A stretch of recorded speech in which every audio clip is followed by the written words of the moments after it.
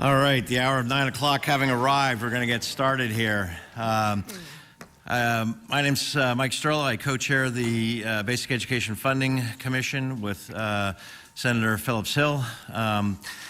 For everyone's information, the meeting is being recorded and streamed live online. Before I begin, Vicki, can you take the roll?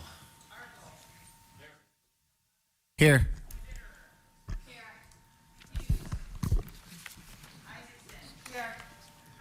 Here. Here. Here. Here.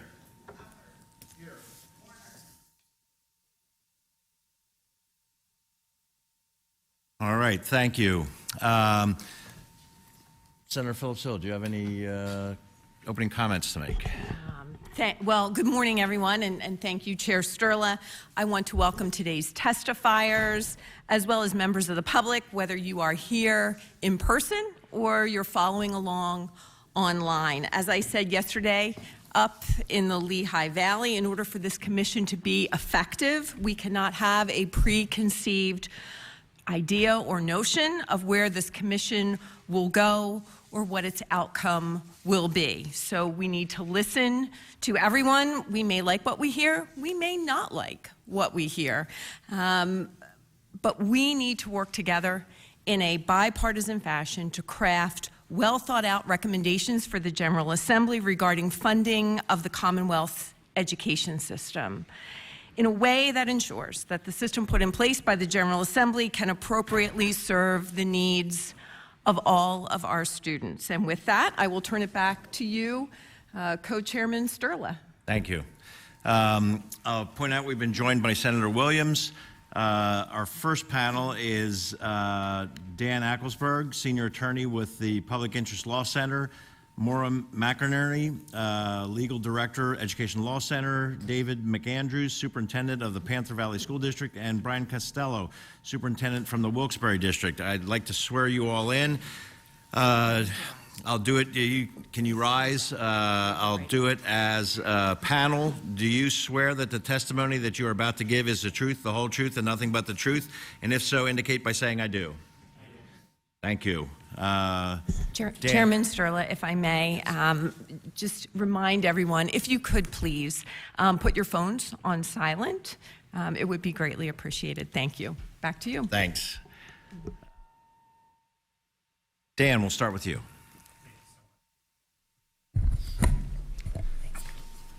Chair Sterla, Chair Phillips-Hill, and members, it is my honor to be here, and it has been my honor and the honor of my colleagues and my co-counsel to represent the school districts, organizations, and families that brought Pennsylvania school funding litigation. That is the William Penn School District, the Panther Valley School District, the Shenandoah Valley School District, the Greater Johnstown School District, the Wilkes-Barre Area School District, and the School District of Lancaster, joined by the NAACP Pennsylvania State Conference and the Pennsylvania Association of Rural and Small Schools, and an assortment of families. Now, in my testimony, I want to offer you some guidance on what the court actually decided, including some familiar myths that it considered and rejected, and explain what the Supreme Court and Commonwealth Court alike have said about the primacy of education under our Constitution and what that means for all of us going forward.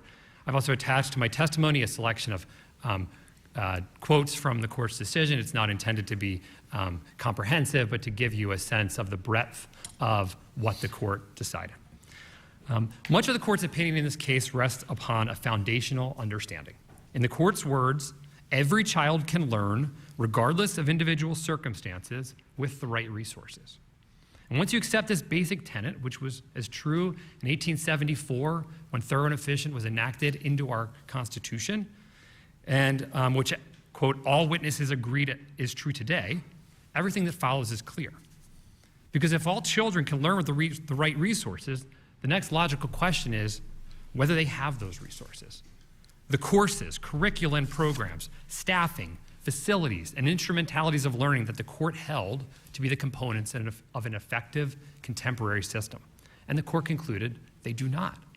Instead, the court held that because of the way we fund our schools, Students are being deprived of the very resources you all have, quote, identified as essential to student achievement, some of which is as basic as safe and temperate facilities in which children can learn.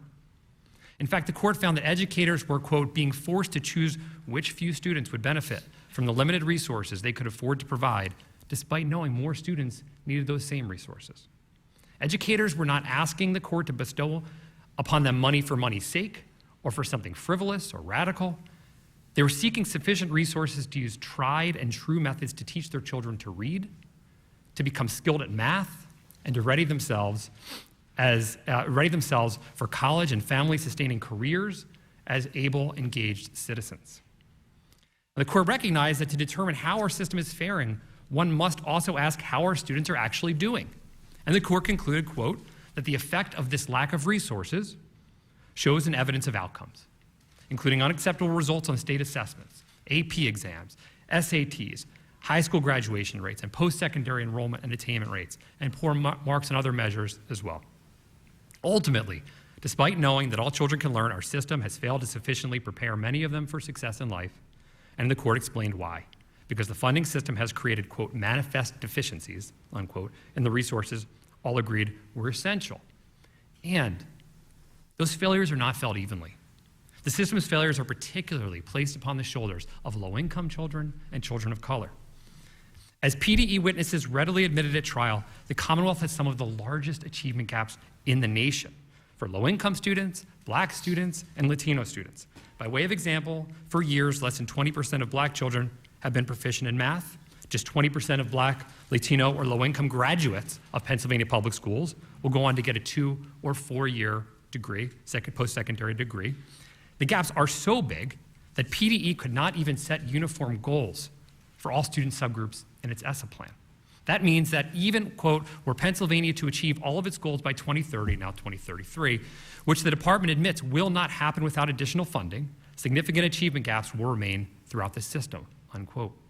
And PDE was clear in its testimony at trial that that decision to set different goals for different groups of students was, quote, not because of any belief about the innate ability of certain students, but rather a recognition of the depth of existing inequities within Pennsylvania's school funding system itself. As the former deputy secretary testified, the very starting point is a reflection of the historic inequities in our system that have created the conditions. And so because all children can learn, but many are being deprived of the resources and of the most important opportunities of their lives, the court reached the only logical conclusion. Our educational system is broken to such a degree that it is unconstitutional. It is unconstitutional because it is a system that is heavily dependent on local tax revenue, which benefits students in high wealth districts, and because our funding method, quote, does not adequately take into account student needs, which are generally higher in low wealth districts. In other words, it's a system where opportunity is too often defined by the fortune of your neighbors. Low wealth districts aren't underfunded in Pennsylvania because their communities don't care about education or because they don't try. In fact, they try the hardest. Low wealth communities are underfunded because they are low wealth. In its decision, the court also directly or indirectly addressed virtually every hot button topic that has come up in Pennsylvania education debates over the last 10 years. Right? So it held the Constitution requires a contemporary, comprehensive, effective public education for every child. It found that charter schools perform no better in the current funding system than district schools. Found that national comparisons of Pennsylvania school spending are often inaccurate. Found that federal COVID aid was important but could not solve our long-term problem. Found that to consider the impact of funding increases, you have to look at how much costs from mandated expenses such as special education to just plain inflation must also be factored in, and found that district fund balances were needed and not the cause of inadequacy. I don't want to pretend that the undertaking ahead of you all is a small task, because I know it's not. It will require significant investment of resources, and Dr. Kelly's estimate would require approximately a 20% increase in current expenditures statewide. But education's central place in the Constitution means that no matter the difficulty, your duty remains. The Supreme Court explained this once before when, in 2017, it ruled for us and sent the case back to Commonwealth Court for discovery and eventually to hold a trial. The court acknowledged then that you all have a tough job, remarking that there are surely, quote, many competing and not infrequently incompatible demands you face to satisfy non-constitutional needs, appease dissatisfied constituents, and balance and balance a limited budget in a way that will placate a majority of members in both chambers, despite innumerable differences regarding policy and priority, unquote. But the Supreme Court was clear that the constitutional mandate to provide a thorough and efficient system of public education was non-negotiable, and that courts would monitor the General Assembly's efforts in service of its mandate and measure those effects against the constitutional imperative, ensuring that non-constitutional considerations never prevail over that mandate. Those efforts were measured and found to be insufficient. The Commonwealth Court ruled that you all, quote, have not fulfilled your obligations to all children under the Education Clause, and, quote, that students who reside in school districts with low property values and incomes are deprived of the same opportunities and resources as students in school districts with high property values and incomes. But still, the court explained it was giving you all the first opportunity to make this right. In the first instance, that it was, quote, only reasonable to allow respondents comprised of the executive and legislative branches of government and administrative agencies with expertise in the field of education, in conjunction with petitioners, to devise a plan to address the constitutional deficiencies identified herein.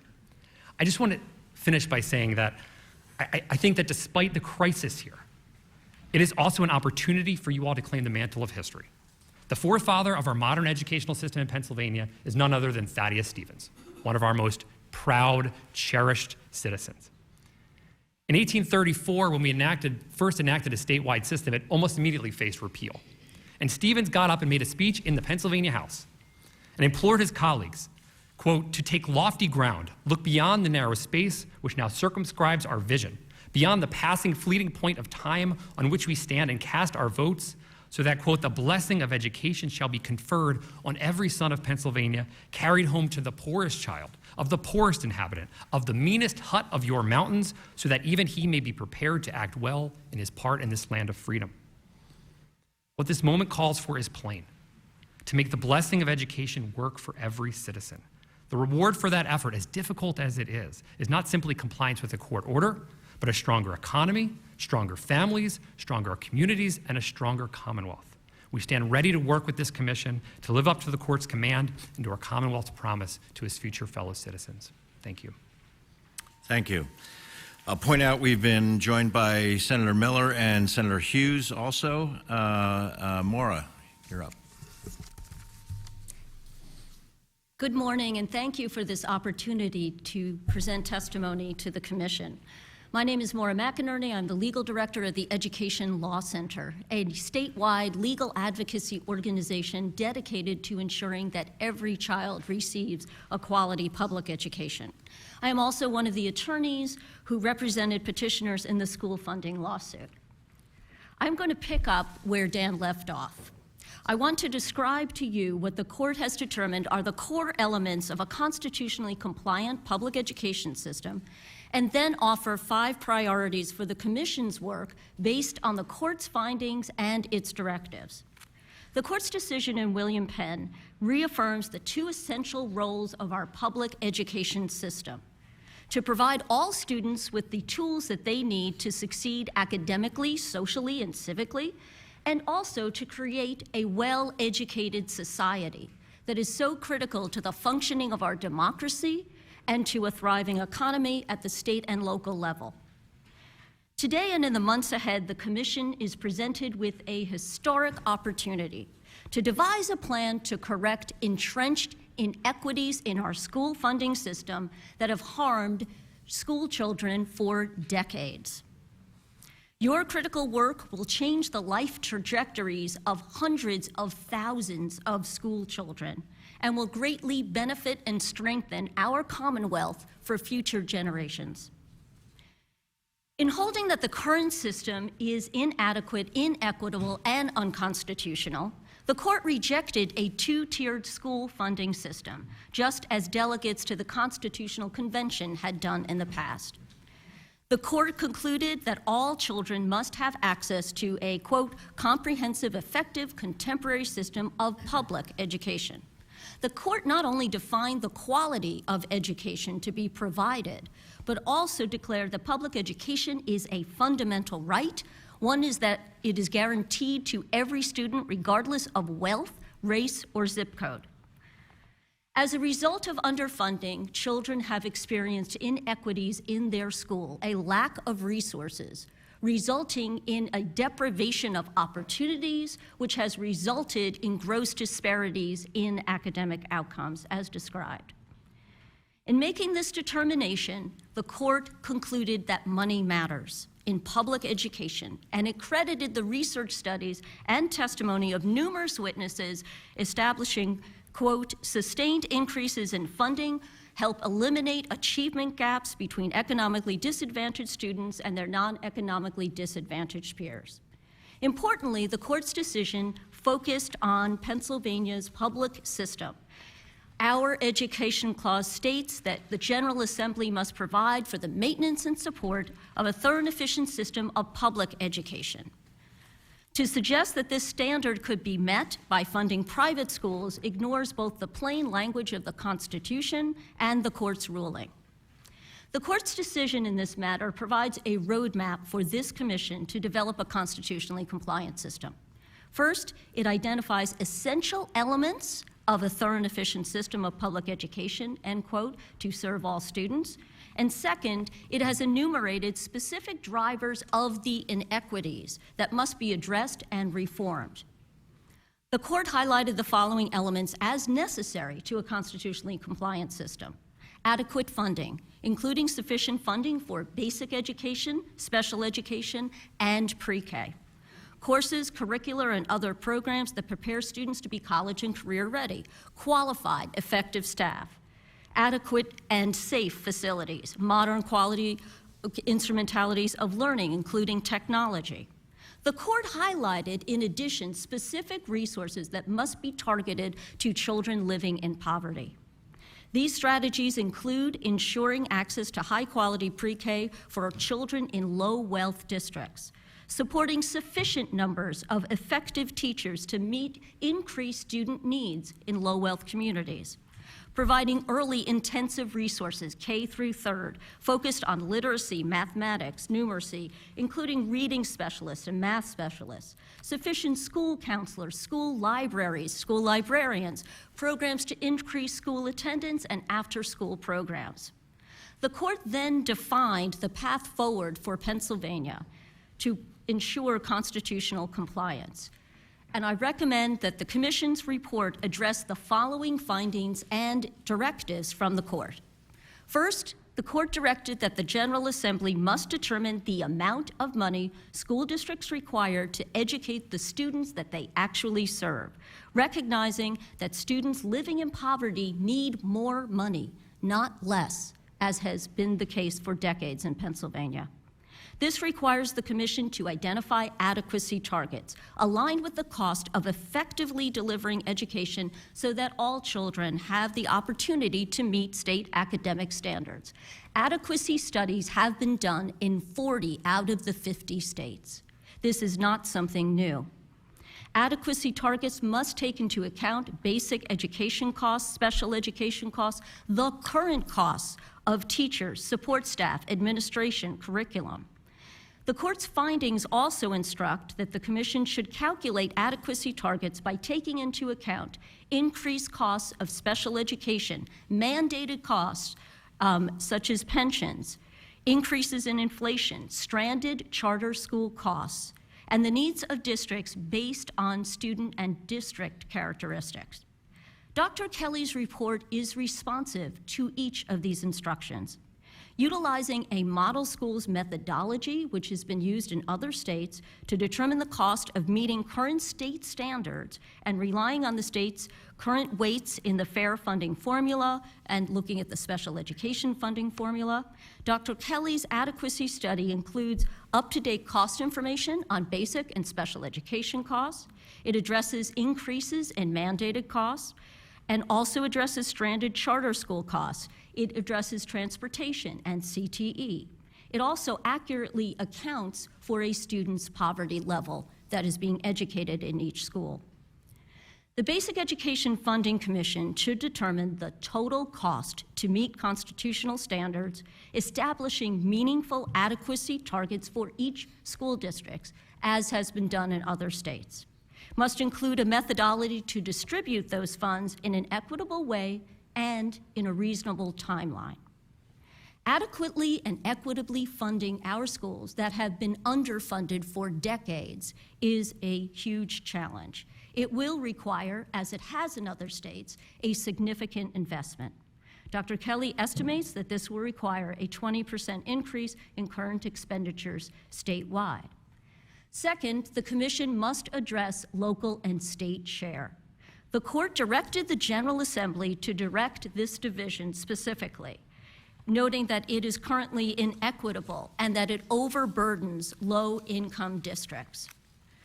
Petitioner districts and others have a limited capacity to raise revenue through local taxes, and yet they are taxing their communities as much as 4 times the rate. Pennsylvania remains an outlier.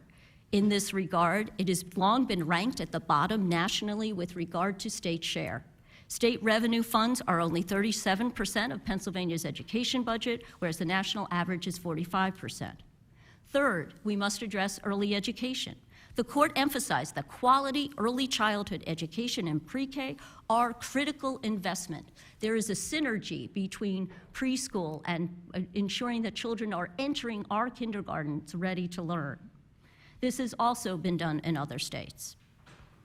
At the current time, according to the testimony at trial, we are only reaching 40% of our economically disadvantaged children. Fourth, we must look at facilities. The Court repeatedly recognized that safe and adequate facilities are, quote, a component of a thorough and efficient system of public education about which there is no dispute. It must be addressed so that students can learn. Other states have also done this, and they've looked at a variety of approaches, including providing direct appropriations for construction costs and incorporating an equity component within that appropriation policy. Third, we must determine a timeline. The Commission's report must recommend a reasonable timeline to fully fund all of our schools to reach constitutional compliance. That timeline must reflect the urgency of this problem and the deep entrenched inequities that currently define our system. We would recommend that next year's budget should begin to implement this timeline to ensure that all districts can reach adequate funding within a reasonable time period. As the Commission undertakes this important, critical, transformational work, it is imperative to recognize the pressing need of children who have been educated in our most underfunded school districts. The evidence in our case established that Black and Latino children are particularly and disproportionately educated in Pennsylvania's most underfunded schools. And as a result, across each measure of inadequacy and inequity, these students are deeply impacted by our inequitable funding system. The Court held that the consistency of these gaps over a variety of inputs and outcomes leads to the, quote, inescapable conclusion, end quote, that these students are not receiving a meaningful opportunity to succeed. In 2024, we will be celebrating the 70th anniversary of the United States Supreme Court decision, Brown versus Board of Education, where a unanimous U.S. Supreme Court outlawed racial segregation in our public schools. In the words of Chief Justice Earl Warren, in these days, it is doubtful that any child may reasonably be expected to succeed in life if he is denied the opportunity of an education. Such an opportunity, where the state has undertaken to provide it, is a right which must be made available to all on equal terms. I urge this commission to follow and have this quote guide them in the urgency of this work in Pennsylvania. There is a clear path forward to achieve equity. We must vastly improve academic and life outcomes for all of our students. I believe the time to blaze that trail is now. Thank you. Thank you. Next up, Superintendent McAndrews. Good morning. Chair Phillips-Hill, Chair Sturla, my home senator, Senator Argel, and members of the Basic Education Commission. Thank you for inviting me to testify today. Since 2020, I have been superintendent of the Panther Valley School District. Our district is one of 6 that filed and won the school funding lawsuit. We joined this case and won the case because our public school funding system makes it impossible for poor, rural communities like mine to provide the resources for all students need to succeed academically and socially. Each new school year, I am reminded just how hard our phenomenal teachers and staff are working to serve our students. But I also am reminded of all the ways the deck is stacked against these kids. I lived in the community school district, the Panther Valley School District, my entire life. Our district serves 4 small towns, Summit Hill, Lansford, Nescahoning, and Coaldale. Each is a former mining community in the anthracite coal region, and 2 were founded as company towns. Today, all have high levels of poverty.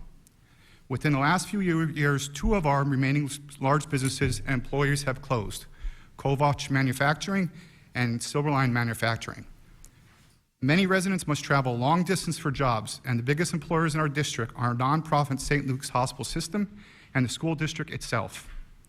Our students are incredibly resilient. They want to learn, and with support, they can achieve as much as any kid in any community. They also come to school with deep challenges, and too often, because of a school funding system that relies on local resources, we cannot give them all of the support they need to overcome these challenges. We currently serve about 2,000 students. Almost 23% of them require special education, and state funding has not even come close to keeping up with their need for additional support. A large majority of our kids in our district are economic disadvantaged, and many have experienced trauma and need mental health support. Our ability to provide that support, however, is limited. Our classroom teachers often have to play the role of school counselor or school social worker. Panther Valley runs a food pantry once a month. Last month, 700 people used that service. On top of that, our small school district is growing fast. We added 300 students in the last 3 years, mostly in the elementary school. In the state of Pennsylvania, we are one of the highest growing school districts percentage-wise. We have been unable to hire the teachers and paraprofessionals to keep up with this. Our elementary school has class sizes of up to 28 students, often with no teacher's aides, even in kindergarten, where most students arrive with no pre-kindergarten experience. Class sizes in the high school are up to 33 students. At any given time, 10 to 12 of our teachers are teaching classes that are outside of their certification areas. To be exact, it's 13 this year. When we're able to afford to fill teaching positions, we must compete against neighboring school districts who can offer significantly higher salaries, sometimes $15,000 a year more. Just retaining these teachers, we have required steep trade-offs. To avoid steep cuts, we spend most of our one-time federal funding relief on salaries, foregoing investments in technology and facilities that other districts were able to make. But without this aid, we would have had to eliminate art, music, paraprofessional positions, and many athletic programs. Just like we need more teachers, we also desperately need more classrooms themselves. Our student body has exploded in K-8 building that is 60 years old and has no additional space. It is not air-conditioned, it has a leaky roof, an outdated HVAC system, and a laundry list of repairs that has grown for decades. Last week, temperatures were above 90 degrees, and I had a choice to make.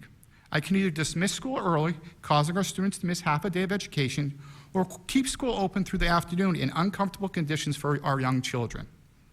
I chose to keep the school open for the full day, but either choice meant giving students less than they deserve. If my district had adequate resources, I would not have had to make that choice at all. We currently are doing what we can to put aside money for our new building because we have no other option. But that saving has consequences.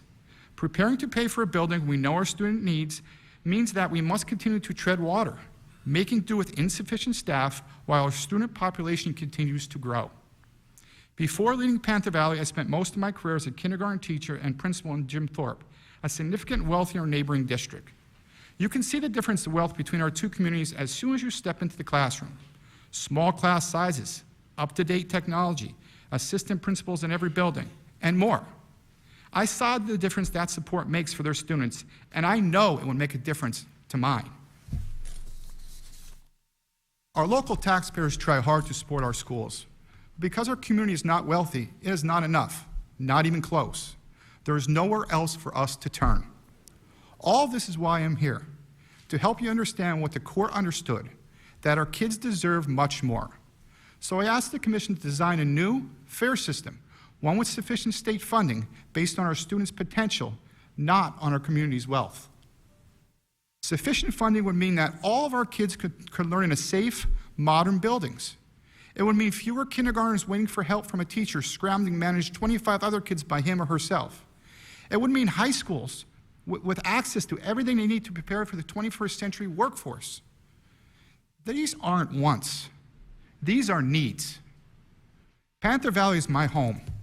My parents live in the district, and I sent my children to school here. My neighbors have that underdog spirit. They know they have to do more with less. They are fighters. I came here to lead this district so I can fight alongside our families and our students. That is why I came to Harrisburg, to take the stand in our school funding trial, and why I'm here today. What we're asking for, and what the state constitution and the court has said our students deserve, is simple: a meaningful opportunity and the essential resources to make this happen in every public school. Thank you. Thank you. Superintendent Costello. Chair Phillips-Hill, Chair Sturla, and members of the Basic Education Funding Commission, thank you for the opportunity to testify today. I have spent my life in the Wilkes-Barre Area School District. I was a student, I was a teacher, I was a principal, I was a curriculum director, and since 2016, I have been superintendent. With 5 other school districts, the Wilkes-Barre Area School District joined the school funding lawsuit, and we won. I believe that all students can learn, and I am sure that the members of this commission share that same belief. However, I am here today because Pennsylvania's unconstitutional school funding system does not allow districts like mine to provide our students with the resources they need to thrive. Wilkes-Barre and its surroundings make up a very proud community. We were one of the earliest centers of mining and industries in the United States. Today, with that industry largely gone, we are one of the poorest school districts in Pennsylvania. More than a quarter of city residents live in poverty, and 81% of our more than 7,500 students are economically disadvantaged. As an educator, it is difficult coming to school every day, knowing that students want to succeed, while also knowing that you are unable to provide the necessary support for all of them to do so. Our students just need the opportunity to show what they can do. But to give them that chance, we need additional funding. In the years following the Great Recession, Wilkes-Barre area faced an operating deficit of around $8 million a year. Soon after I took helm as the superintendent in 2016, we took draconian measures to bring expenses in line with our revenue. We cut all K-8 art, family consumer sciences, industrial arts, laid off every librarian in the school district, and furloughed 37 teachers and more than 20 paraprofessionals. It is absolutely heartbreaking to make choices that you know will negatively affect student learning. But districts like mine, without local wealth to draw from, are forced to choose between unacceptable options every school year. Our district ranks 487th out of 499 school districts in spending relative to our students' needs under the fair funding formula. That means our students need more support than students in most other districts do, like intervention specialists, small group learning, guidance counselors, and more. But because state funding is insufficient and local funding is unavailable, we have less. Without enough teachers or one-on-one intervention staff, missed opportunities compound as our students move through school. We are able to offer AP Calculus, but by senior year, only a few students have developed the math ability to take that course. At the start of the 2021 school year, we welcome students to a new state-of-the-art comprehensive high school. We are proud of this beautiful facility. It has many modern features, including specialized science equipment for our STEM Academy program. However, even with this achievement for our district, out of necessity, we have had to deal with deep trade-offs. Prior to the opening of our new high school, Wilkes-Barre area had 3. Each had been an anchor in its community, but each was in serious disrepair. The foundation of Myers High School had shifted by about a foot, causing structural damage that needed to be fixed. Structural damage at Coughlin High School forced us to close a large portion of the buildings, which ended up sending our 9th and 10th graders to a nearby elementary school and crowding older students into half of that building known as the Annex. In the final years of these buildings, we installed protective sheds above the entrance to protect students from the crumbling facade. Fixing each of these buildings would have cost twice as much as the bond to finance our new high school. That bond costs our district around $8.5 million per year in repayments. To fit this additional expense into the budget, we eliminated another 37 teaching positions. Thankfully, with federal pandemic emergency aid, we were able to temporarily bring back 13 of these teachers to decrease some of our elementary class sizes. But all told, our district has fewer teachers today than it did in 2014. Our STEM Academy helps prepare students for college and in-demand careers. But when we only have 3 teachers to staff it, we regularly have to turn away qualified students who want to participate. Our high school is one building that I don't have to worry about right now. But in many of our other schools, we face major facility issues. Kistler Elementary, like our old Myers High School, borders the river, and its walls have cracked with an infrastructure that does not facilitate 21st century learners. That elementary school is also overcrowded. Several rooms are divided in half with whiteboards and bookcases to accommodate multiple classes. And students who need occupational therapy receive it in a makeshift room that was once a storage closet. A school funding system that lives up to the promise of our state constitution and provides for a comprehensive, contemporary, and effective public education in every community would be a game changer for our students and for Wilkes-Barre area. I know that sufficient state funding for public education would make an enormous difference because modest but appreciated recent increases in state funding already have. Since 2001, Wilkes-Barre area has received Level Up funding. 2021. Wilkes-Barre area has received Level Up funding, a state supplement to the most underfunded school districts in Pennsylvania. We use this funding to temporarily bring back art classes and to establish a new learning academy for some of our 6th grade students at GAR Middle School, which was our lowest performing academic performing school.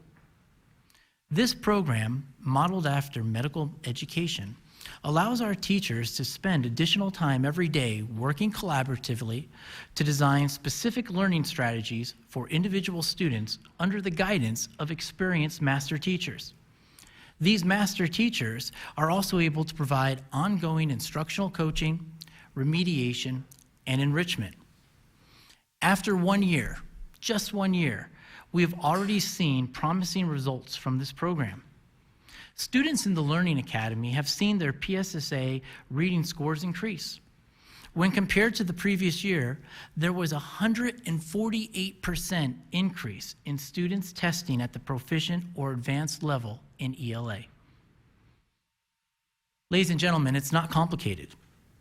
When you are able to invest in teaching and learning, students can achieve great things.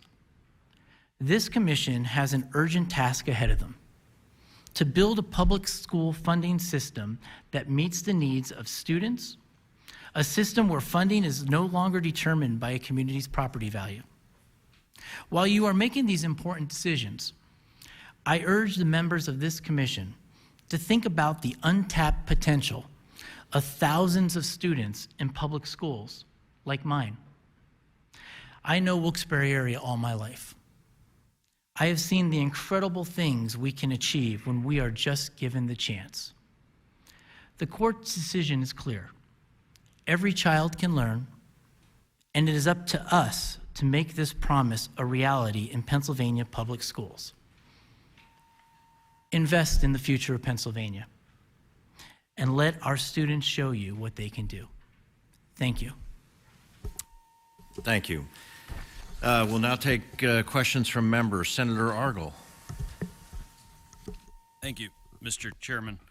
I was frustrated yesterday at the hearing because even though we have provided a substantial amount of increased state dollars to all of the schools that we heard from yesterday, it was not acknowledged. And so to Superintendent Costello, I thank you for acknowledging the fact that we're at least trying here.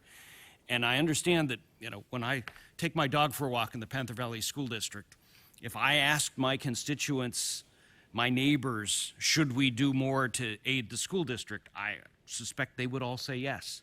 But if I asked them if we should double the state income tax or double the state sales tax, which Dr. Kelly was suggesting yesterday with a $6 billion increase, it's not quite 100% increase, but it's damn close, I suspect they'd say no. So that's the dilemma we find ourselves in. Superintendent McAndrews, you have also received a substantial increase in the past few years. How have those dollars begun to help you to improve the education of my young constituents at Panther Valley? Well, that money has helped. I feel this. Okay. That money has helped us keep a lot of the programs in place. If you remember back at trial, right before COVID, we faced a very high deficit where we were looking at cutting our art classes, cutting our music classes, cutting sports, cutting JROTC. So a lot of that money has allowed us to maintain those programs. We also, because our staff is so salary-wise underfunded, we had to increase our staff, so a lot of the money went there. And finally, we really are aware that we have an elementary school that is no longer fit for students. And we need to start putting some of that money away in a smart way so that, in the future, we'll have some money set aside for that. Just in the last few years with the economy, if we wait another 10 years to build that building's going to cost 3 times as much as it costs now. So there's some of our concerns. And I look forward to seeing that school with you in just a couple of weeks. It doesn't look that bad from the outside, but I suspect you're going to show me some things that I wouldn't guess at. In terms of increased test scores, and I know Senator Phillips-Hill and I talked yesterday about there's so many factors involved in this multivariate statistics equation, but the additional dollars, they don't seem to be resulting in increased test scores. And I know we've just lived through the terrible experience of COVID, but can you guarantee us that these dollars, if we can scrape them together, will result in better outcomes at Panther Valley? Yes, I think my district has limitless potential. Okay. Thank you. Thank you, Mr. Chair. Thank you. Senator Hughes? Thank you, Mr. Chairman, and thank you all for your testimony. Did any of you watch the testimony yesterday? Dan, I think you were there, right up front. Did any one of you hear any conversation about raising taxes? Into the mic. No. All right, so there was no conversation about raising taxes yesterday. No superintendent nor any testifier discussed the need to raise taxes, correct? That is correct. Okay, very good. Now, for the record, just in case you weren't aware of this, Commonwealth of Pennsylvania sits on a budget surplus of $8 billion, plus a rainy day fund of $5.3 billion. Now, I have the benefit of being the longest serving member in both the House and the Senate in the Commonwealth of Pennsylvania, and we've never had a surplus that large, never close to that large. All right? And the projections are, although dire, relatively dire early in the year, all right, the projections are based on the growth of state income, the growth of state resources, that will, with appropriate management, that trend will continue in terms of the growth of Commonwealth dollars. The soft landing has occurred, or is in the process of occurring with respect to the state's budget. You know, the soft landing with respect to the conversation about recession. I'm sure you teach that in business class and economics class somewhere, all right? So the future of the Commonwealth's finances are in a very good position. And I dare say if we make investments in the education of our children, that would last probably even longer. That would last probably even longer, because those are the kinds of investments that have an impact. Now, Ms. McInerney, I think I heard you testify that without any question, the issue of investing resources does have an impact on outcome. And before I go there, I think we all should remember, all those who are listening, paying attention, we all should remember that a recent study came out, I believe in the last 6 months or so, that because of COVID, there have been a reduction in test scores, math and reading scores for all income groups, all races, not just all across Pennsylvania, but all across the country, which might have had, and this is directly related to COVID, which might have had an impact on ability to perform. It's been difficult for all of us. COVID has had an impact on all of us. But Ms. McInerney, if you could speak to the issue of investments as it correlates to academic success. Absolutely. There are 3 issues that we need to keep in mind when we're looking at that causal connection between increased funding and academic outcomes. Number 1, that you have to determine the depth of need first. Number 2, that there need to be sustained investments over time, not just a 1-year or 2-year or something that's up for grabs the next year. And number 3, it has to be predictable so that superintendents can make plans of how many staff they can increase, et cetera. But the evidence is clear. It was clear in our case from the 25-year study done by Rucker Johnson. It was clear in New Jersey when you see increased academic outcomes, higher graduation rates, many more children improving in terms of proficiency. The evidence on this is very, very clear. But you have to have those 3 prongs. It has to be predictable, it has to be sustained, and it has to first look at the depth of need. Thank you. Finally, Mr. Chairman, if you can, Sure. Again, like yesterday, I'll be brief no matter how long it takes. Those students who have been, let's say a high school student, let's say a 9th grade high school student who's been in a school district or a school that has been essentially generationally and historically unconstitutionally funded, underfunded, inadequately funded. And so consequently, now they're in high school, all right? I'm assuming that we would have to provide extra special attention because for years, from 1st grade to 9th grade, 9 years, all right? You know, kindergarten to 9th grade, 10, all right?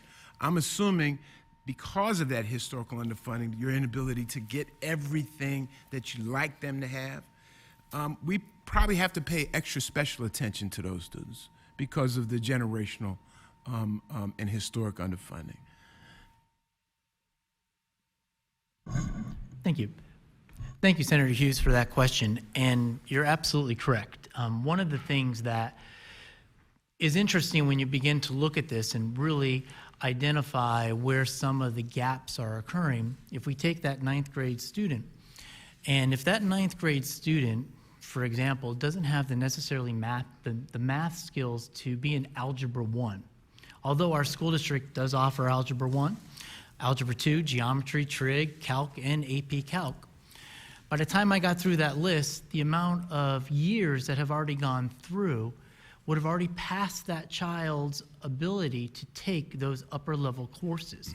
So unless you can identify those students at a much earlier age and then give them a chance with the opportunity to get those additional resources they need, intervention specialists, small group enrichment, to get them caught up so that by the time they do hit ninth grade, they're on track of what we would all here expect a ninth grade student to do. That's when you give those students the best opportunity to achieve. And if you, unfortunately, are unable to identify that student and provide them with the necessary resources, then we've never been able, then those students, unfortunately, we haven't been able to tap their potential in learning. Thank you. Thank you all. Thank you, Mr. Chairman. If I may add, education is a 13-year process, and we often look at education as a triangle, where you have majority of your kids down here, then it's tier 2, and then the top tier is maybe 10% of your students that need the most significant help. And when you're underfunded for 20, 25, 30 years, our district turns this way. But we have 10% where they need to be, and the rest are up here. Thank you. I just wanted to add one point to that. If you look at the reforms in other states, they have often prioritized money going to the most underfunded school districts, the lowest quintile. So those who are most behind will receive those investments first. Thank you. So in other words, if we leave this up to the courts, that's probably what they're going to do for us, no matter what? I never predict what a court will do as an attorney. All right, thank you. Senator Phillips-Hill. Ms. McInerney, I appreciate that. I've often said the two things I need in this building is a crystal ball and a magic wand. I have neither. So you made a statement about the need for funding to be predictable and sustained. Is that correct? That's correct. And our superintendents, am I correct in understanding that you used one-time federal dollars for recurring expenses? Is that correct? Well, with the pilot program that I discussed with the bringing back the 13 teachers that were furloughed, we created a memorandum of understanding with the teachers union, identifying that when the ESSER money runs out, which would be the upcoming school year, that we would no longer employ those teachers. So they were only utilized because of the fact that we had such overcrowding in our elementary buildings, over 30 per class, that if we could utilize those teachers for a very small amount of time, that we would most certainly help lower those class sizes, which we did. But once the ESSER funding runs out, there is a memorandum of understanding that those teachers will no longer be employed. I believe, Dr. McAndrews, you also testified that you used one-time federal dollars for recurring expenses at Panther Valley. Is that correct? I'll give you an example. Prior to COVID and prior to this one-time funding, we had very few computers in our district. Well, then we had to go one-to-one, as COVID hit. Our computers now are coming up on a 4-year cycle, and now we don't have that money again to buy new computers to keep things updated. We also had, during that one-time money, we went out and bought things like math programs to go along with the computers, and those are 3 years licenses. So all those one-time money is now coming to an end, and now we have a huge burden again for our need. Right. So if we follow that example of what you have done, right? Because the rainy day fund, that budget surplus that the Commonwealth has, is the result of a massive amount of federal dollars coming into the Commonwealth. In less than 2 years, our rainy day fund would be depleted and spent on recurring expenses if we use those dollars to fund the request. We would be making the exact same mistake, again, of taking one-time federal revenue and using it on recurring expenses. So I am concerned about, making a blank statement that we've not talked about raising taxes, right? Because if we use one-time federal dollars for recurring expenses, and you come back to us and say, you gave us that money last year and we need it, and we have a depleted rainy day fund, which, by the way, having those dollars in the rainy day fund have done two really important things. One, with inflation being at an all-time high, thanks to federal policies, the interest rate that we are earning on those dollars in that savings account is creating additional revenue for us, right? And so we are going to lose that safety net in the future, and we would not be generating that extra revenue, right? So that's obviously a concern. The other concern that I have is that we received testimony from a gentleman who has been quoted extensively in both Ms. McInerney and, I am so sorry, Mr. Urevick-Ackelesberg. That's actually right, and is that good? It's happened All right. before, I assure you. Okay. I'm so sure. I have a hyphenated last name as well. It's tough. They call me by my initials. It makes it a lot easier. But my concern is that when he provided his testimony before the courts, he indicated that that adequacy shortfall in revenue would be $4.6 billion. Yesterday, his testimony changed and said it would be $6.2 billion. Today, Ms. McInerney testified, I want to make sure I get this right, that it was 20%, which would be about a $1.574 billion shortfall. So we have received very conflicting testimony from the same people, and much of your testimony, Dr. Urevick-Ackelesberg, was predicated on those numbers. So it leads me to ask you, what numbers were you using when you put together your testimony? So first, my mother would be very proud if I were a doctor, but I am not. Nor am I. Yeah, We first, illustrated my PTSD from quantitative research methods in grad school yesterday. So yes. That's a great question, and I know that there's numbers being thrown around, and I'm happy to walk you through that. To start, my testimony was actually largely just quoting the court's opinion. Which was predicated on the $4.6 billion number that he had provided to the courts. No, respectfully, it was the evidence, the entire mountain of evidence that was before the court about what school districts couldn't do, that the very resources that they were being deprived of as a result of this funding system. Dr. Kelly testified at trial that if you used the adequacy targets under section 2502.48 of the school code, it would have a $4.6 billion shortfall. Now, he noted that at the time, that also has a base cost in it, just like his updated study did.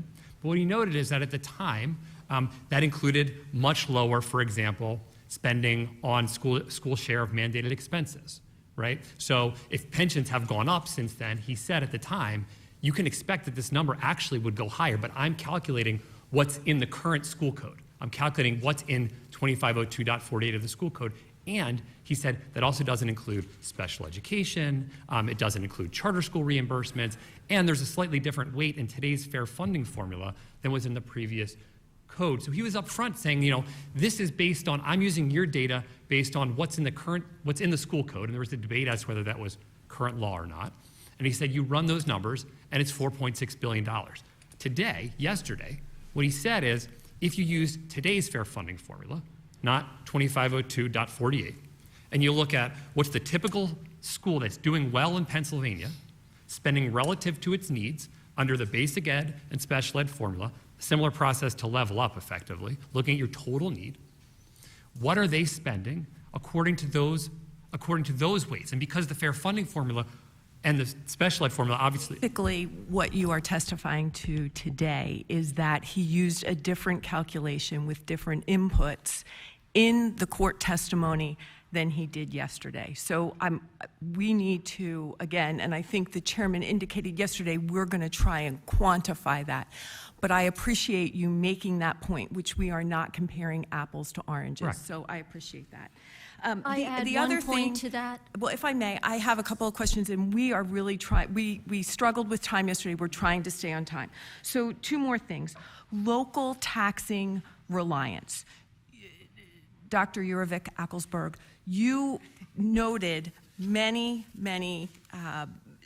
points, and I read through it last night, and I highlighted them with regard to our system being overly reliant on local taxpayers. Ms. McInerney, you also testified here today with regard to the fact that in your testimony you said the court directed the General Assembly to address the division of state and local funding to ensure it is equitable and does not overburden low wealth districts. I've heard it from both these superintendents today. They don't have a district or a community that is able to provide that share. So it really, to me, and we heard this yesterday as well, it begs the question. Everyone just continues to talk about putting more state dollars into this formula, but my question to you is this whole formula of the division between local and state share, is this something that needs to be addressed? Because you take the status quo and just say, pour more money into it, where I'm looking at this and saying, is there a structural problem with the entire system of taxation? And I believe the courts reference this, that it's not just a problem with the amount of money, it's how the money is collected and how that money is distributed. Have you given any thought to this entire structure? Sure. So, and I think if you look at Dr. Kelly's report from yesterday, he says, I did not calculate state and local share. That is something that has to be decided. What the decision said is that low wealth communities just are stuck, right? So they have no way out of this box. So certainly a system, I mean, one task for the commission is to figure out how to make it feasible and reasonable in such a way that the lowest wealth communities can actually do the things which we instruct them to do and which their kids have a constitutional right to. That should look at what is an equitable division here between state and local taxpayers that makes sense. But it has to make sense in a way that actually allows low wealth communities. I think Panther Valley is the 10th highest tax rate of 500 districts, something like that. It actually has to allow it to occur in those districts. In other words, you can't set adequacy targets and then walk away, because that's effectively what we've already done. Because superintendents in wealthier parts of the community, they have adequacy targets. They may not calculate them like that, but they start each year with the educational program that they need for their kids, and then their school boards fund them. But in low wealth communities, it's what are we going to cut this year? What are we going to scrimp on? Who are the few kids that we get those resources? So it absolutely has to be, state and local division absolutely has to be part of your discussion. Dr. Kelly's analysis, which I think Ms. McInerney described, was a 20% increase in total spending, not basic education. If you look at our current expenditures, $6 billion is about 20% of our total current expenditures in the Commonwealth, and said that there's going to have to be some way to figure out how to divide this up in a way that actually works for every. And lastly, we have taken decades to get to this point in time. Correct? Unfortunately, Right? yes. Okay. So yesterday in his testimony, Dr. Kelly indicated that implementation would take time. We are hearing different things. What do you envision in terms of a timeline for implementation? So I can give you just one person's perspective, but I think that superintendents, they can tell you, have to plan. I mean, frankly, we need to hire up teachers. We need you all to go to our teaching colleges and say, like, Pennsylvania is open for business as the best place to be a teacher. We really have long work ahead of us. I think that it has to be urgent, like it has to both be reasonable but respectful of the urgency of the problem. And so I don't think anyone's expecting this to be solved in 1 year, but we also can't wait for 10 years, because in that time, a child who's in kindergarten will already be through high school. So I think there's a give and take here.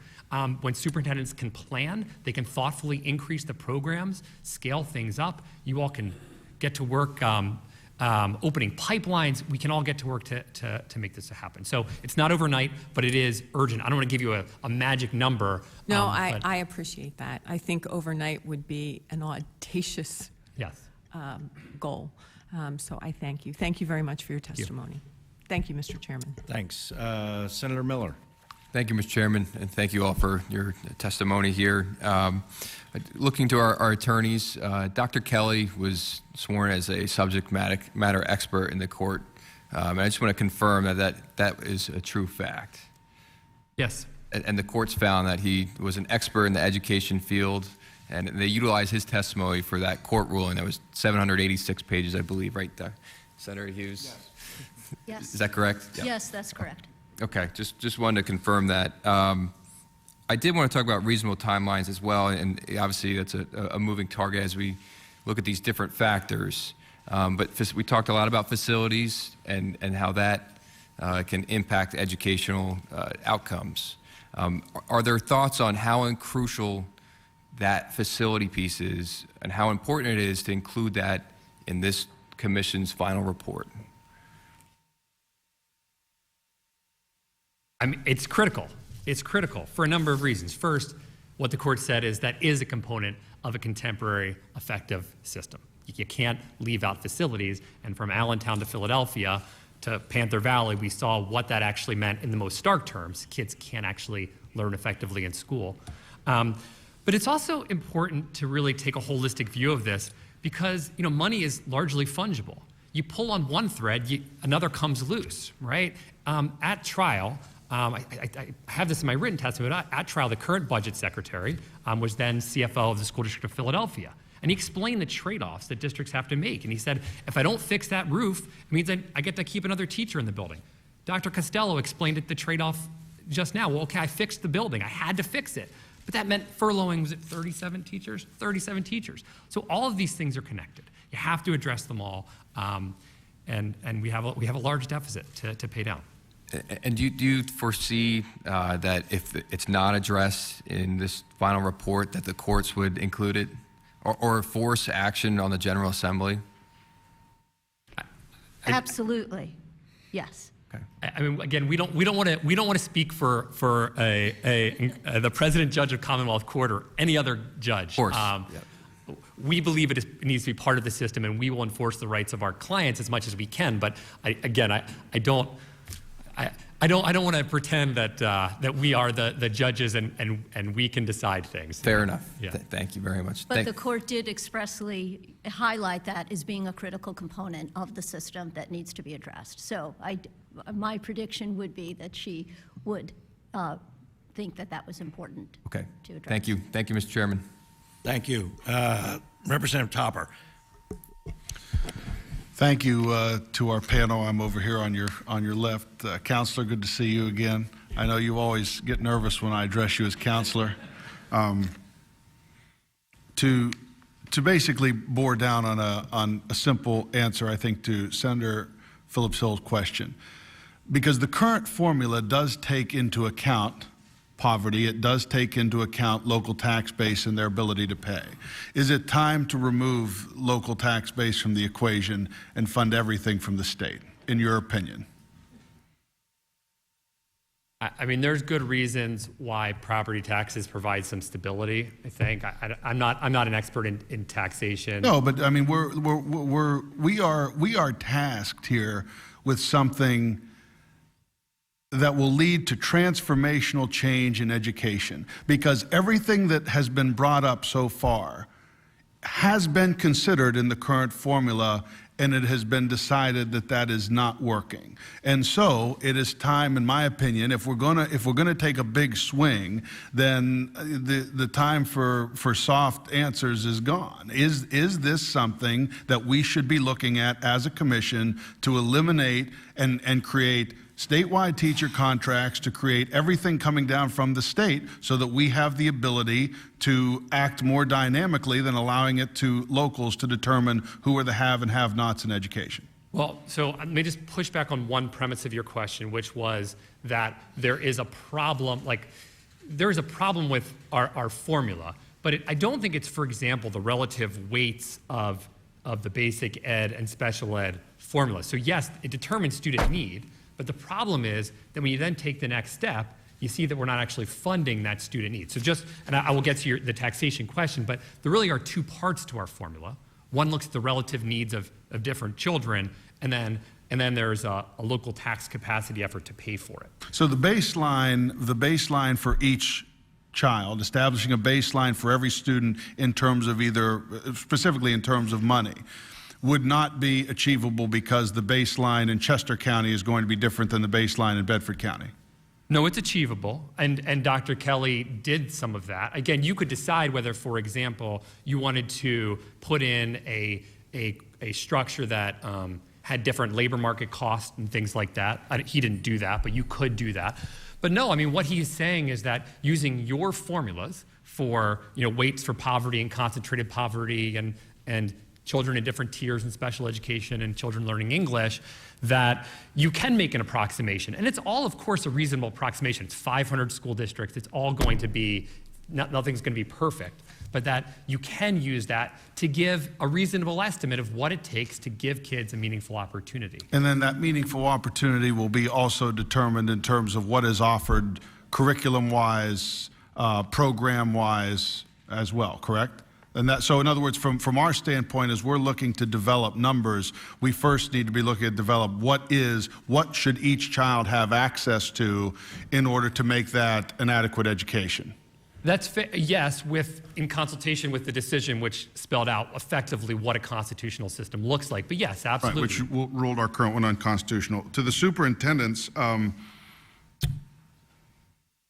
if we were to adopt something that involved performance-based metrics, what should some of those metrics be, in your opinion, so that we can determine the success of the investment and the success of our school districts? Because my guess is, talking to school districts around the state, that the reliability of just I know standardized testing due to the federal, government will always be somewhat there, right? But what should some of the metrics be in terms of establishing success when we talk about school districts?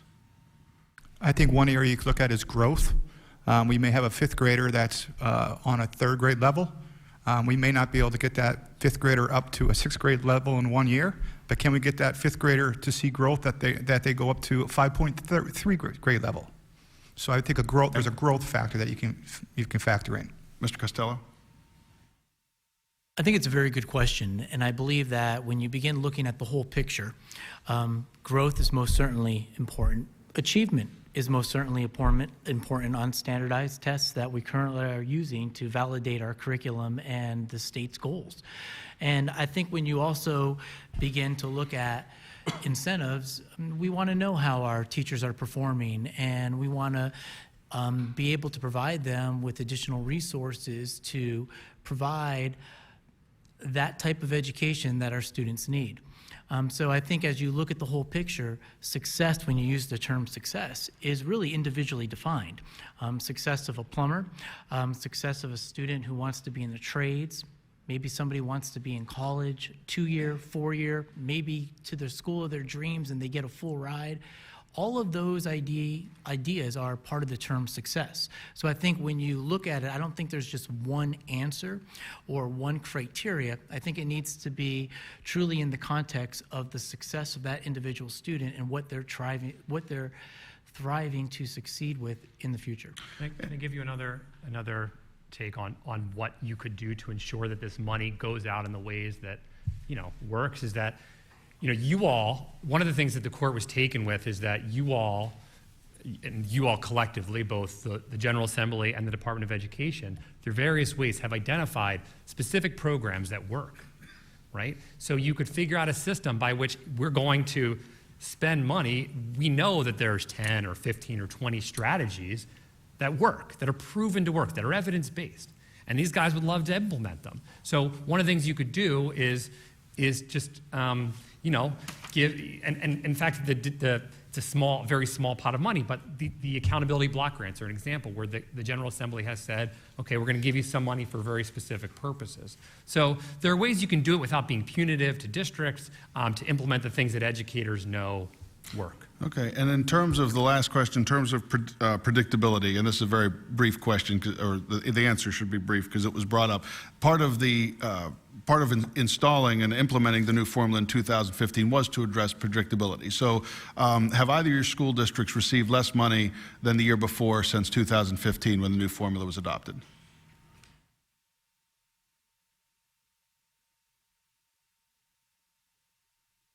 I'm not sure. I would have to ask my business manager. I mean, you have flat-funded schools, I think, in 2 of those years, and so I think the answer would be, at minimum, would be school districts got the exact same, and rising costs go up. So I don't, you know. Well, but my question, the predictability question is always, we want to know what we're getting. That is the predictability question that has always been put forth by the General Assembly, and so that's what I was just trying to base on this new formula. Since I've been in office for the last 4 years as superintendent, each year we did see an increase. Okay. Thank you. Thank you, Mr. Chairman. Thank you. Representative Schweier. If I could just add to that, just so we're clear, during COVID pandemic, we were flatlined during that time for the budget year.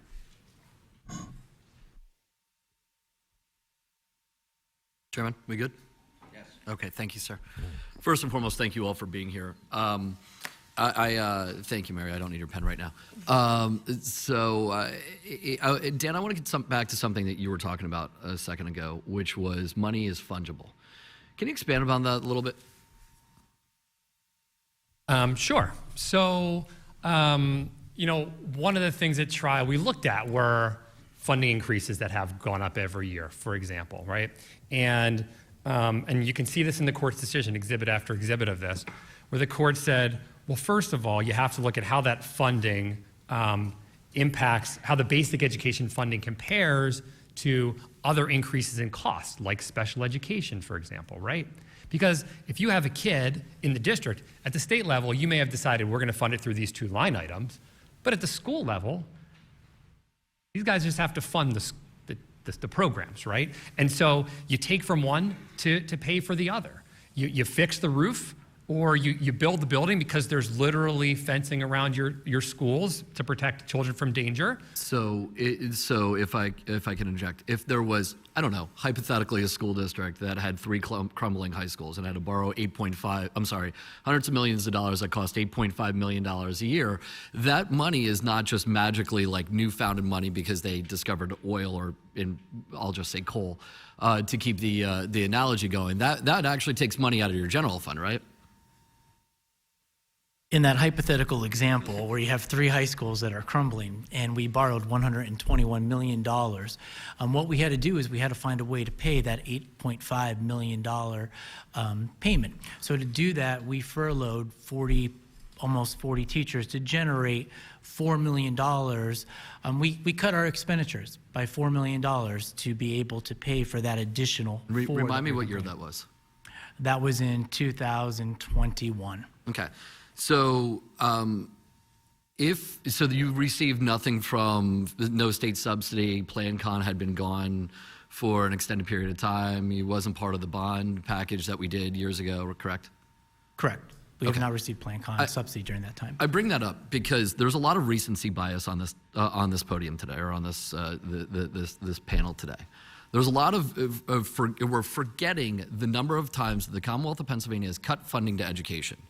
From Tom Corbett's $1 billion cut that we had back into, and no, I'm going to go there. You want to go there? I'm happy to do that. It was $1 billion cut to my school district lost 25% of our teachers, sir, which you might have heard if you were there the entire time. No, we're not going to do that. I've been hearing about inflation rates up here. I've been hearing about a bunch of talking points. We lost 25% of our teachers.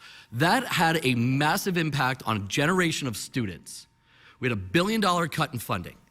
We also had a $300 million cut in funding annually from PlanCon that cost the Wilkes-Barre School District $8.5 million. When we talk about incredible new levels of funding, in 2017 and 2018, which was the first year that we stopped funding PlanCon, which was $300 million a year. The year before was like $305 million. You know what our basic ed and special education increase was that year? $125 million. Now, I understand that is not driven out in the same formula. I understand that that is not driven out in a way where students with English as a second language or extreme poverty or growth districts aren't getting it. But the practical impact on a school district like Wilkes-Barre is that it cost them $8.5 million. So when we're up here talking and patting ourselves on the back for historic fundings, let's remember that we started with $1 billion cut in 2011 that cost hundreds of thousands of teacher positions in Allentown. 25% of my education of my educator positions were cut, that we just rebounded from in the last 2 years. There's a whole generation of students, coupled with the fact that we have never recovered from a $300 million cut in funding for school facilities that has been borne by the fungibility of our school districts. So before we continue down this conversation of historic funding, let's look at history just a little bit closer and understand that we are playing catch up from a decade plus, if not longer, of education cuts. I'm done. Thank you. Representative Ortite. Thank you, Mr. Chairman. Thank you all for being here today. Dr. Costello, you had mentioned how much interventions for kids in schools, how important they really are. And I've been going through research and data, and somewhere between kindergarten and third grade seems to be the magic years where a lot of interventions can happen and a lot of learning, particularly in the realm of literacy and math. By the end of third grade, that seems to be a pretty good predictor of where students are going to go in their academic careers, leading through elementary, middle school, and high school. So as we go through this process of trying to redo the basic education funding formula, I'm sitting here wondering if we focused on certain subjects and we put an emphasis on them through kindergarten through third grade, particularly with early literacy, if that would be something that we could would make sense to weight into the formula itself, saying, we have X amount of students K through third grade, and we know that we could get the intervention services these kids need, teach them and focus on the skills that they need to build on, and still move forward, and hopefully cut down those special education costs later, like in the 5th, 6th, 7th, 8th, 9th, because when we get there, we keep hearing over and over again about growing special education costs, and I'm wondering if we have an emphasis on those K through 3 grades, that maybe we could cut down on that moving forward. It would give kids a better chance at success and cut costs all at the same time. Just wondering if that should be something we consider.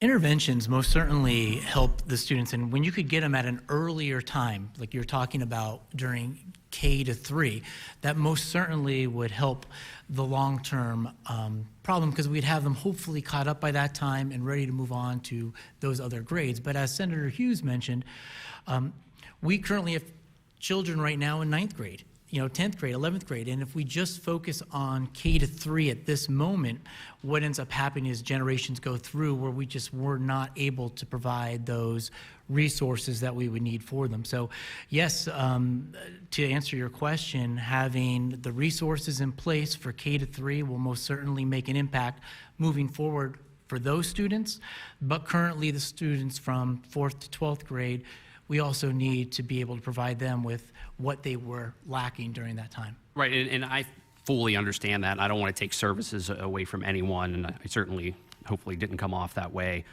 But just the emphasis of when we look at the formula and we're looking at the students, it's something that I've been looking at least from a literacy point of view, is if we're focusing on K through 3, and this goes back to something that was said earlier today during the testimony, about evidence-based approaches. And are we doing that? What curriculum are we using to teach reading in schools? And I'd be curious as to both of your school districts, if you're using structured literacy or if you're using balanced literacy or some combination of.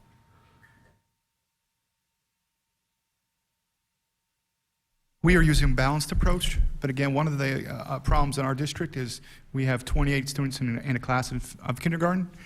So to get around to give some of those programs that we want to give, it's extremely difficult. And one thought right away, I'm sure up there would be, well, let's give you some money to lower your class sizes. That's not a solution for us because we have no room to put another class. That helps. Dr. Costello, your school? Yeah, we are also utilizing a balanced approach. And I think the key is, when I talked about that pilot program earlier that we utilized, we put that in 6th grade. And although it's not talking about K to 3, I just want to explain the impact that an intervention specialist and enrichment can occur.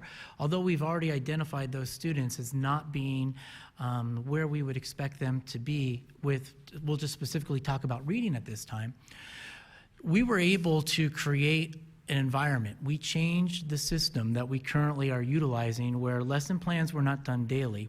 Lesson plans were done hourly. We had immediate data feedback after every 45 minutes that students were assessed. And at that time, that allowed our team that was part of this pilot program to rearrange their day to say, we have to take these children and provide them with some additional work, some additional resources to get them caught up on what they are lacking, and that those that were excelling and meeting our goals, we needed to move them even farther along, so by putting them into enrichment.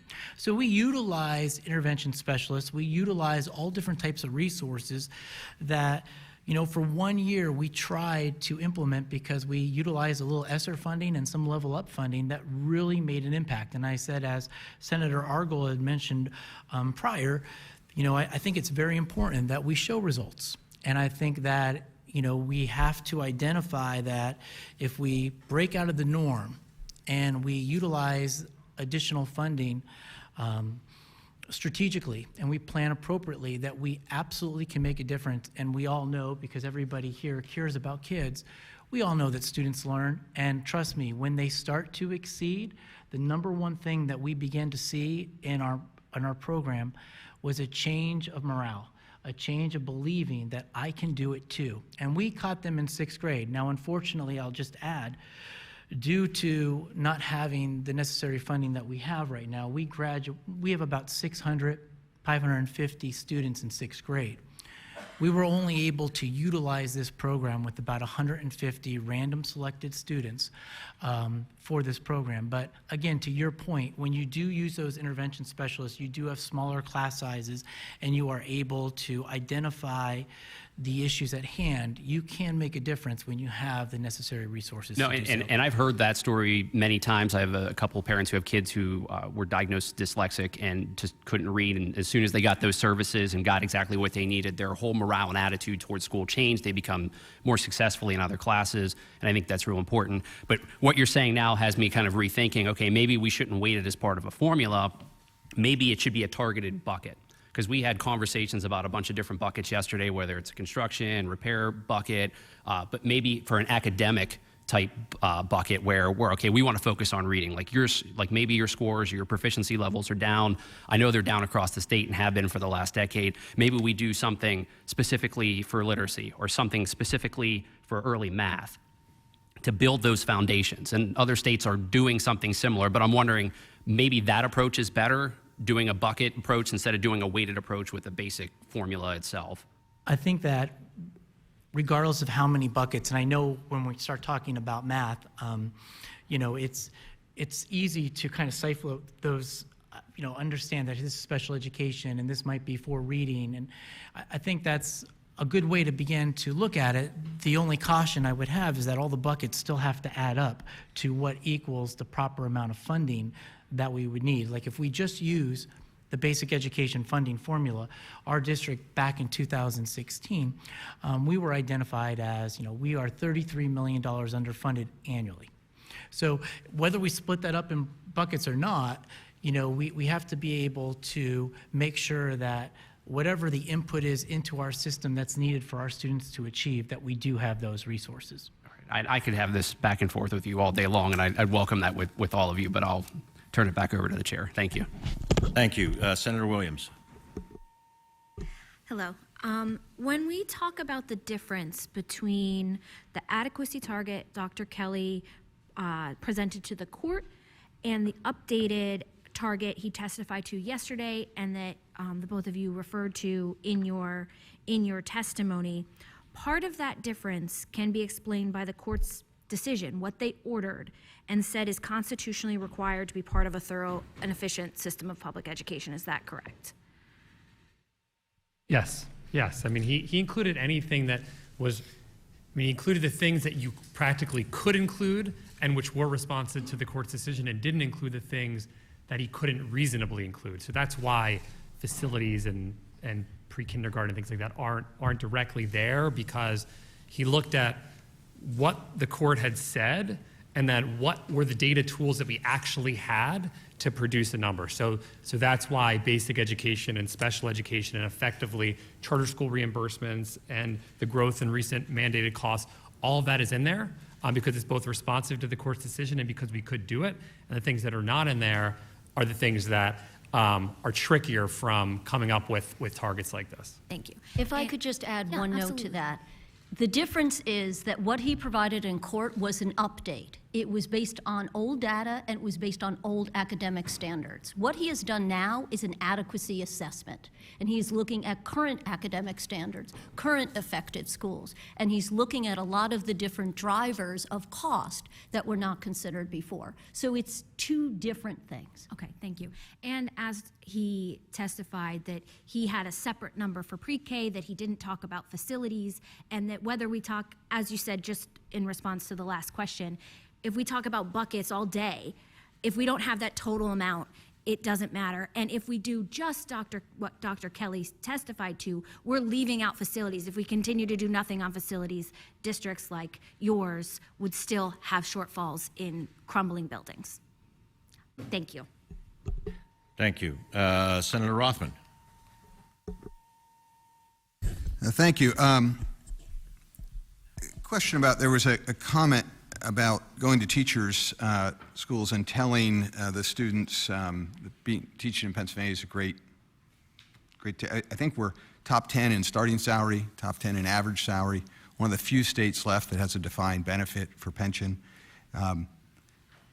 Certainly, our cost of living is great, but obviously we have a problem in the way we're the funding formula, and that's the purpose of this commission.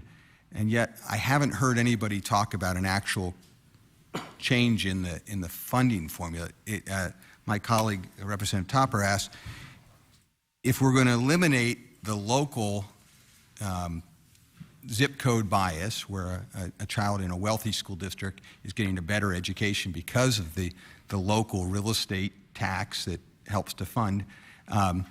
If we're going to do that, and let's say we do have Chairman Phillips-Hill's magic wand, and the 30 billion, or if we add another $6 billion from the testimony yesterday, we have $36 billion.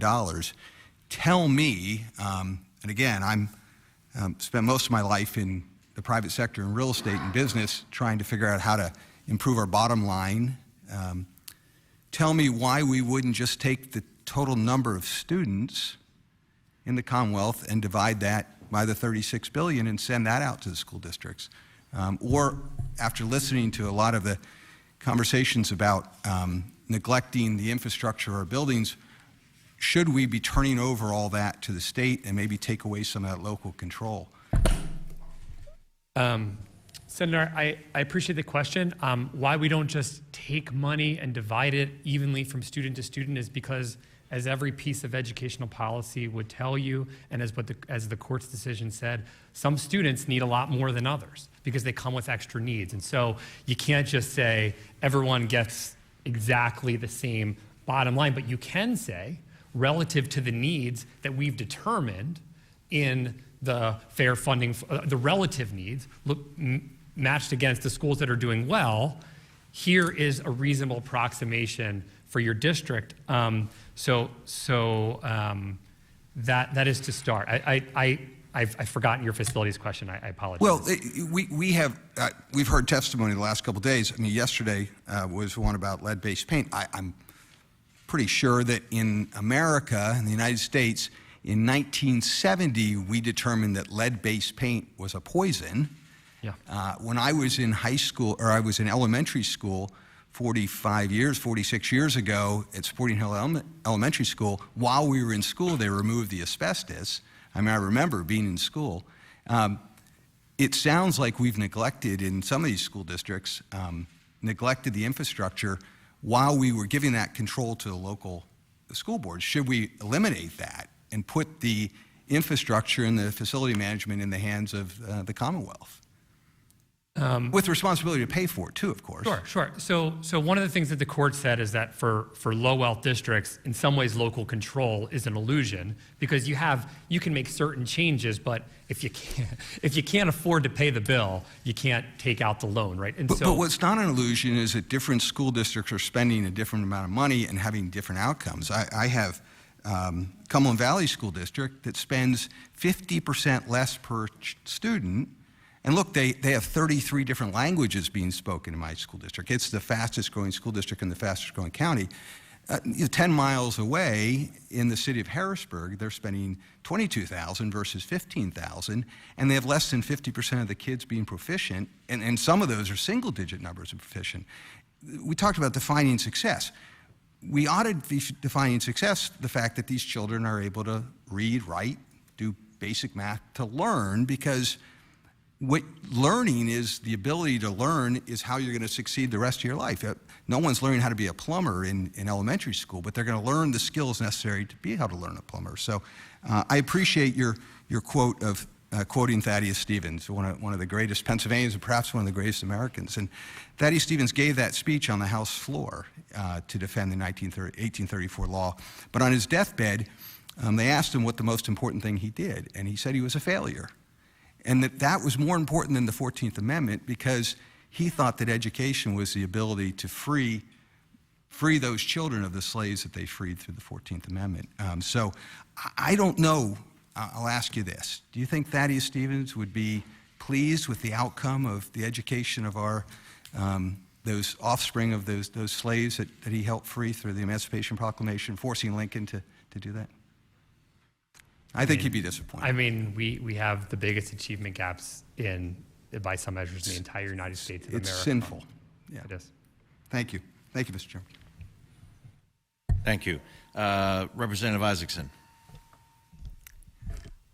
Well, being from Philadelphia County, where we had to fight for 10 years to get our local control back from the state, and what the state did to the school district in Philadelphia by the lack of funding and support, I don't necessarily know, as part of this commission, if I'm ready to go down the path of taking the local control away from the different areas in this state. So I'm just going to start off with that one.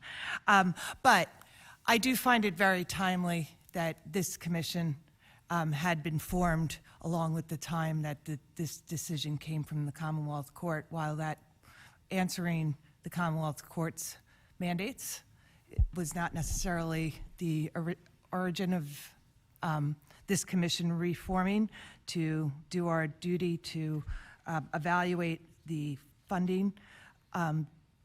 We have to, I just want to sort of summarize some of the things I've heard from you that you're looking for, since you are the plaintiffs of this lawsuit that went through. And I think it's very informative that you've come before us today so that we could get your testimony with regard to this. We're talking about education funding, and let's recognize that the education funding that we have done, while historic, only new money has gone through the funding formula since its enactment. It is not the entirety of the education funding that we provide here. So it's only been the new money that we have put forth. And because of hold harmless, that has given some predictability to local school districts. But we also have to recognize that to meet the massive historic investments that we have been dictated to do, we're going to have to address that only the new money factor that we've been dealing with. And we have to recognize from the testimony yesterday and yours today, the growing education costs, the teachers, the materials, the facilities that have not been taken care of. And we have to factor in, since the beginning of your lawsuit and the testimony that was taken years ago to now, the inflation rate that everybody in this country has dealt with, around the world really, but that also means the costs of construction, that means the costs of material, that means the costs of paying staff who have to deal with inflation in their daily lives. Everybody needs to catch up with it. And so while we're sitting on all this revenue, While I understand the predictability and I appreciate that we're benefiting in our rainy day fund from interest rates, it does nothing to help the interest rates of construction costs that are skyrocketing every year we are not fixing a facility.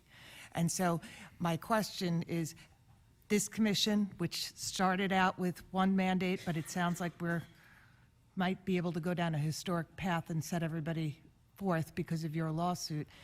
This is what you're looking to us to address, from pre-K to facilities, the fair funding being distributed, all of our education spending being distributed through a formula that takes into all these weights and accounts, or quote-unquote buckets, as we've done. Yes, I think you're bringing us back to the court's decision, and I think it's important to make 3 critical points on that. Number 1 is that the court talked about distribution between local and state share. To Representative Topper's point and Senator Phillips-Hill's point, it did not say the state had to pay for everything. What it said is that over-reliance on property taxes, which is, sets us at the bottom in terms of state share, is a huge driver of the inequities, and that needs to be addressed. That's number 1. Number 2, what the court talked about was that we have all this research that says that it improves academic outcomes. That same research also instructs us that when educators make the decisions about how school funding is spent, they make very good decisions. They spend it on instruction costs. They put it towards teachers. They do all of that. So I think it's important to look at the research on that point as well. And number 3, there was a reference, I believe, to averages from Senator Rothman. You mentioned teacher salaries and looking at averages. Averages hide pernicious inequities, and we see that in the court's decision and in the findings and in the testimony. It's like Oprah Winfrey walks into a bar, she makes a lot of money, and it changes the average. It's not going to change my income from the Education Law Center, no more than it would change what is happening to these school districts.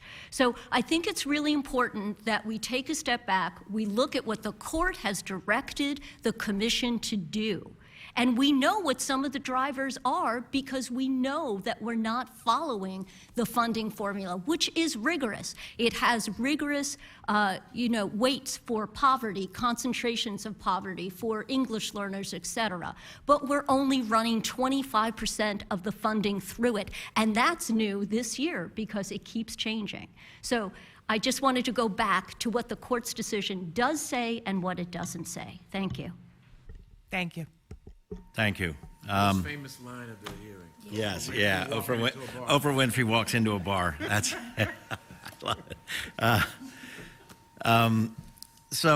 I was, as much as I've spent time looking at the court decision, I was sort of taken aback, Dan, when you said earlier, manifest deficiencies. I mean, if I could put a headline on today's hearing, it would be manifest deficiencies. That's what the court said. And to use another analogy that I used yesterday in our meeting, we've got a poor district over here that's had $1 worth of lunch money. And we've got a wealthy district over here that had $10 worth of lunch money. And the school district with $10 was getting a soup and a sandwich every day for $10. And the district that had $1 was eating crackers. They couldn't even get the bowl of soup. They were just eating the crackers. And for the last 5 years, we put massive amounts of money into schools, and we increased that poor school district by $1 every year. And now they're getting $5 for lunch. And the other school district is still getting $10 for lunch, or maybe $11. The poor district is still they're only going to get soup and crackers now. The wealthy district is still eating soup and sandwich every day. Despite that, we still got another, just as far as we've gone, and then some, to get that first district to the point where they can eat a soup and a sandwich for lunch instead of just crackers or just broth. So in 2015, we said, hey, it's taken us decades to get here. It's going to take us decades to get back out. And we set out on the formula, and we didn't do anything about hold harmless, and we went about that. 8 years later, 9 years later, the court said, guys, sorry, it's not fast enough. At the rate you're going, it's going to take you 50 years to get there. And just because it took you 50 years to get to the situation you're in, you can't take 50 years to get out of that situation. We can't wait that long. The question was asked earlier, how long should it be?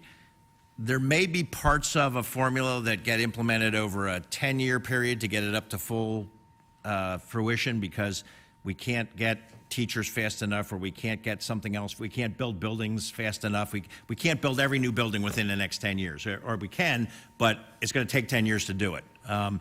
We can't do it within 2 or 3 or 5 years. What are reasonable timelines for various buckets before you guys go back into court and say to the courts, and I don't want to put you on the spot here, but give me a ballpark figure. Like, is the number 20 ever come up in your conversations? No, I didn't think so. Does 10 occasionally maybe come up? Not really. Okay, so somewhere south of 10 is what we got to shoot for before you decide. If you don't have those in your formulas, you're going back into court and asking the court to do our job for us. I mean, for all things implementation, the length of implementation and what's reasonable for implementation has to have some urgency in it, but the reasonableness of the timeline also is going to be dependent on what the end goal is. I mean, so we'll be looking at the ultimate plan, right? What is the actual ultimate plan to get us to adequacy, and what is the timeline? Again, no one is suggesting that school districts can absorb all of this right away. It's going to take some time. It's going to take some planning, but there are two sides to this, to the same coin, which is you can have a phase-in 2 years, but if the phase-in is for inadequate funding, then it's irrelevant. So that's why we don't have there's no magic solution here. But I think districts, it's already been we've already had one budget cycle passed since the decision. We'll come up on our next one in June. We believe there has to be an urgency, and I cannot give you the time. What is a black line, a red line in the sand? Is that a line in the sand? A red line. I'm really mixing metaphors here. It's been a long day, but that's the bottom line. Is that it needs to be urgent to respect that kids are in kindergarten only one time, and we got to get this addressed, but also be reasonable for you all and for these professionals to begin hopefully scaling up the programs that they know work for their kids. And if it's not a reasonable timeline, then we will be going back into court to say that we need to ensure that we have a constitutional school funding system in Pennsylvania. And in that case, the court has ordered General Assemblies they forced a timeline on General Assembly. So I think it's really critical to first make the determination about what is needed. That's where it has to start, because if we don't get that number right, if we don't establish adequacy targets for each and every school district, it's going to be a failure. Sorry, one thing I meant to say about the premise of your question was, the formula as enacted specifically never said we were going to get there in 20 years. I mean, it never said it there. One of the expert witnesses for Leader Cutler at trial said, well, the first thing you should do is set goals and then determine what's it going to take to fund those goals, right? You got to do that. You got to start with where we're going. So the formula is, I don't think you guys need to throw up the deck of cards here, if I'm going to keep mixing analogies, and start over. The relative weights of those formulas have a lot going for them. They're generally based on national standards, things like that. The problem is they were disconnected from an end goal. So once you apply them to the end goal, then you begin to look at, okay, this is what adequate funding is. Okay. The issue was raised about how can we guarantee that we're actually going to get something if we put money into it? And Dan, earlier you said that at least on average, charters have not increased student outcomes at all. We can point to certain specifics, but we've poured a boatload of money into charters, and the end result 10, 15 years later is we're no better off than we were before. I think you actually can cite examples, multiple ones, I think Superintendent Costello did, about give us the money for the right programs and we'll get you results. Do you believe we should put some sort of achievement incentive to say, if we're going to give you the money, we expect to see some results? We don't expect you to change things overnight, but in the event that you don't, we start to intervene farther. Is that a reasonable thing for the formula to reflect? So on charter schools specifically, charter schools are funded through pass-through funds, and so when you have an underfunded district school, you pretty much have an underfunded charter school. I mean, there are some charter schools, and I know there's let's put cyber charters, which I know are a whole other topic, to the side. But brick and mortar charter schools. They do a worse job, not even an even job. But generally speaking, brick and mortar charters do about the same job as district schools, and they get about the same funding. They don't have to pay for the same things exactly. Some things districts provide them, but it's all based upon what a district is spending.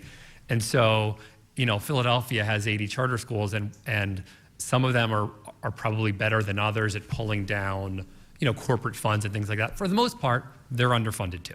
So I just, those kids have the same needs, and charter schools need to staff up just like district schools do. In terms of the long-term performance, what I would just say is the research is unimpeachable that when you put funds in, outcomes improve.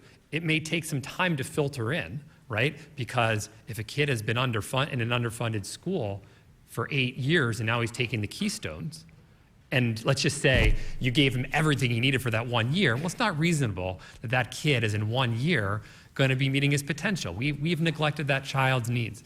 So results will improve. I think that to the extent that you want to look at, have some sort of look at, to help districts figure out, and PD does some of this, but again, with insufficient resources, if there's something going on, if they had the staff, maybe that could happen. But again, what you don't want to do is say, all right, funding is going in year one. We expect in year two that the Keystone results are going to be 70% across Pennsylvania, because it's just not practical. It's going to take some time. Education's a 13-year process. It's going to take some time for that to work. Okay. One final. So we had talked about, okay, so if we actually increase the amount of state funding that goes in, the question is, do local taxes lower at any point in time? You're the 10th highest. If you're actually getting adequate funding, would your school board look to actually lower some of the local percentages and local taxes so that your taxpayers don't feel like they're still 10th highest? I would have to, talk to my school board about that. We are concerned. In Carbon County, we're one of the highest, not only do we pay the highest taxes, but we have one of the, our elderly population is also the highest. So the people that we're taxing are already in poverty, and on top of it, we have an elderly population too. So that's something that, we'd have to look at, but I'm not sure which way our school board would go with that. Yeah, well, so not that I'm proposing it, because I will not propose it, so that we can say we've never proposed a tax increase on this panel. But just as a statistical fact, the state income tax is currently 3.02, right? 3.07. Of the 41 states that impose a personal income tax, we are 40th lowest.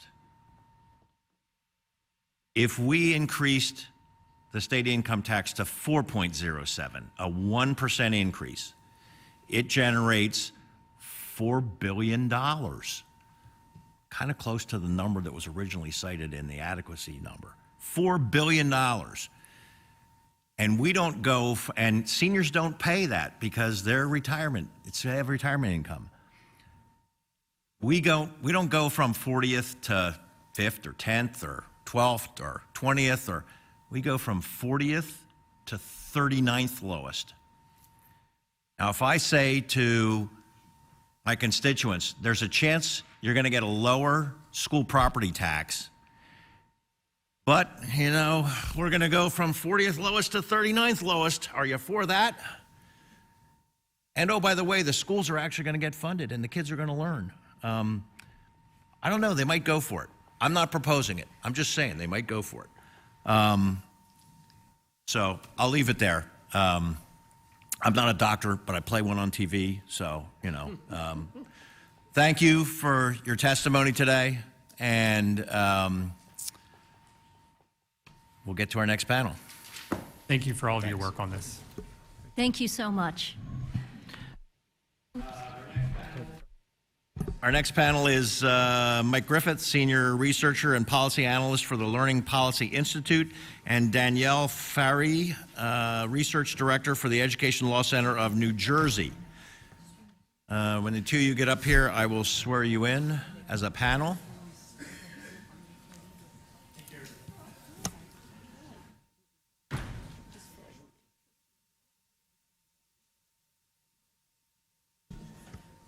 All right, can you both stand and raise your right hand? Do you swear that the testimony that you're about to give is the truth, the whole truth, and nothing but the truth? And if so, indicate by saying I do.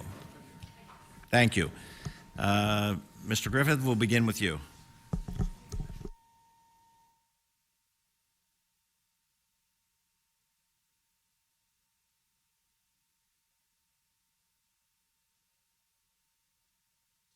Oh, there we go, thank you. Hi, my name's Michael Griffith. I'm a senior policy analyst and researcher with the Learning Policy Institute, which is a nonprofit, nonpartisan research organization located in Palo Alto, California. I've been asked to talk today about funding formulas. I think a lot of what you've heard earlier is about funding levels. So the way I always think about it is it's two sides of a coin. Think of plumbing in your house. The water pressure is the funding level. The pipes are the funding formulas. You need to have both working if you want the system to work for you. I know this is the less exciting of the two sides of the coin, but hopefully we can talk about it today and I can walk you through what some other states do, what's happening in your state, and then maybe some options for some of the things you've been talking about so far today.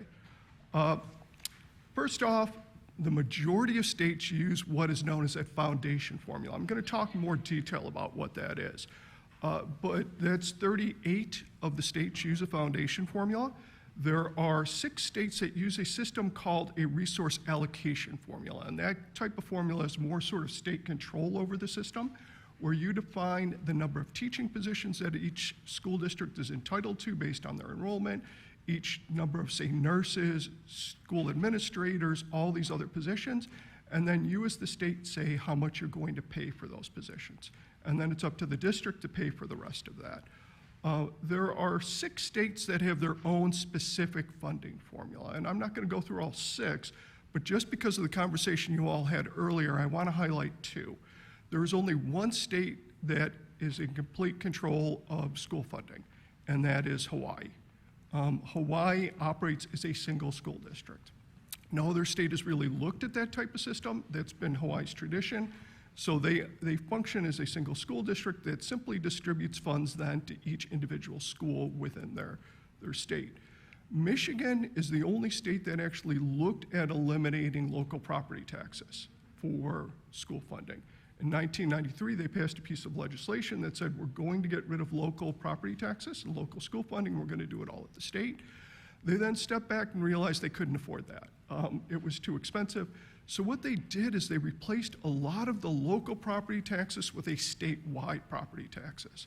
So in the state of Michigan, they are in control of most of the property tax levies that school districts do. There is a slight amount that you can increase for special education and for technology. Otherwise, you are mandated to tax at a certain level based on what the state says.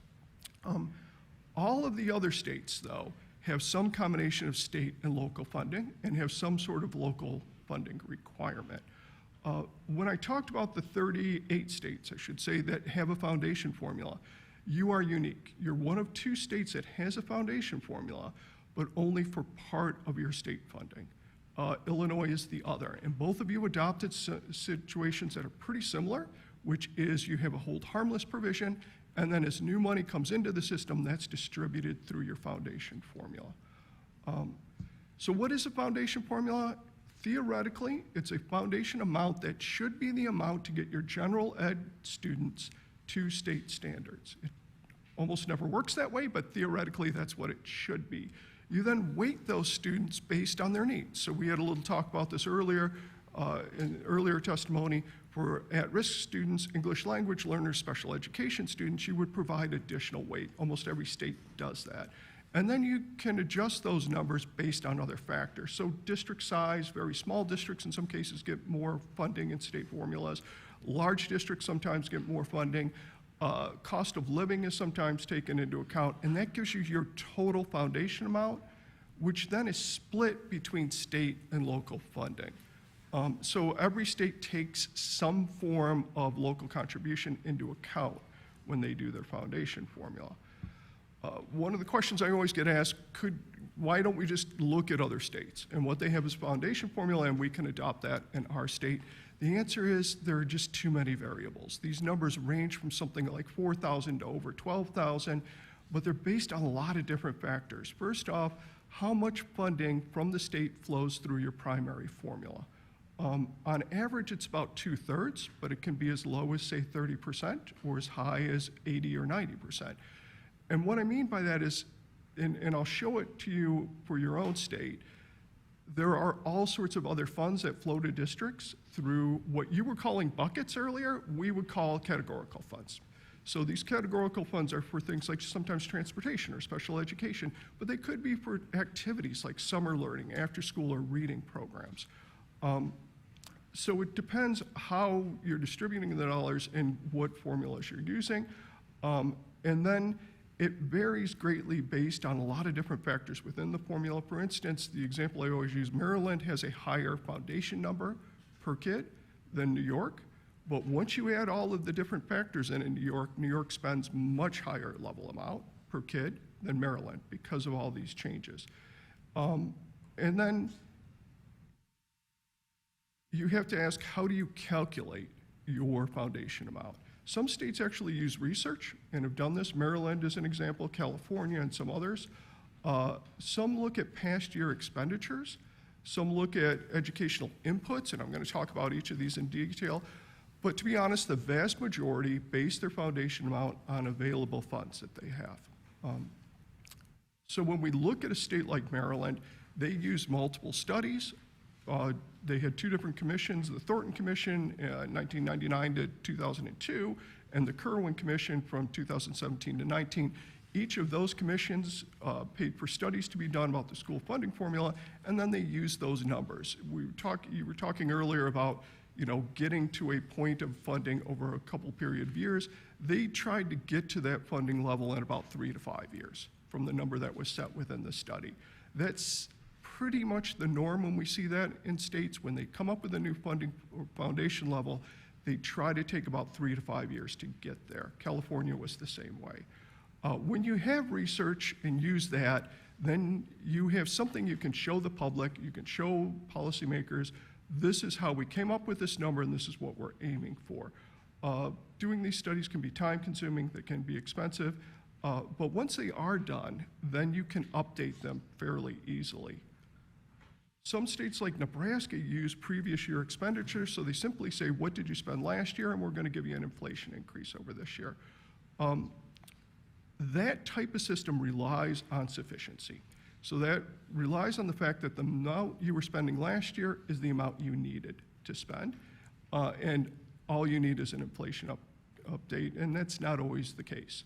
And if you're not kind of keeping pace and you're not thinking of the different things you're doing within your schools, that number might be outdated to use.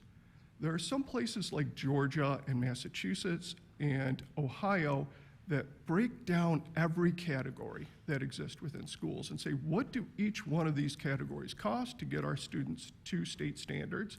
And then they fund based on that.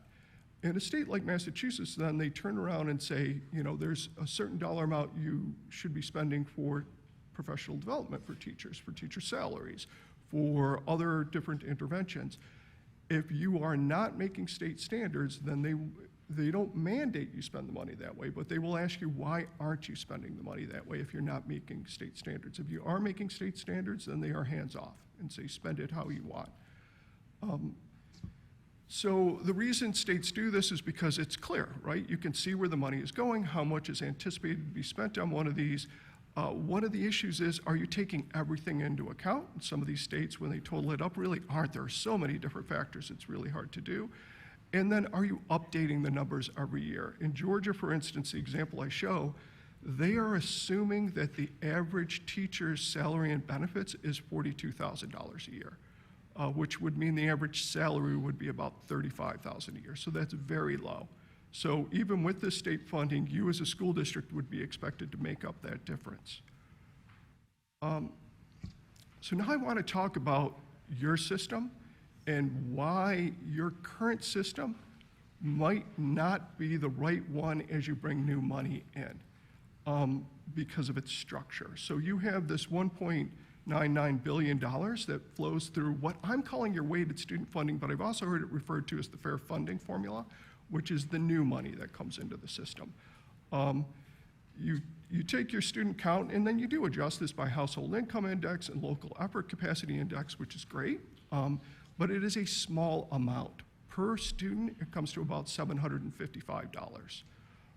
When we start to take a look at this, the primary funding, so both the fair funding and the hold harmless number together, account for about 48% of your funding from the state.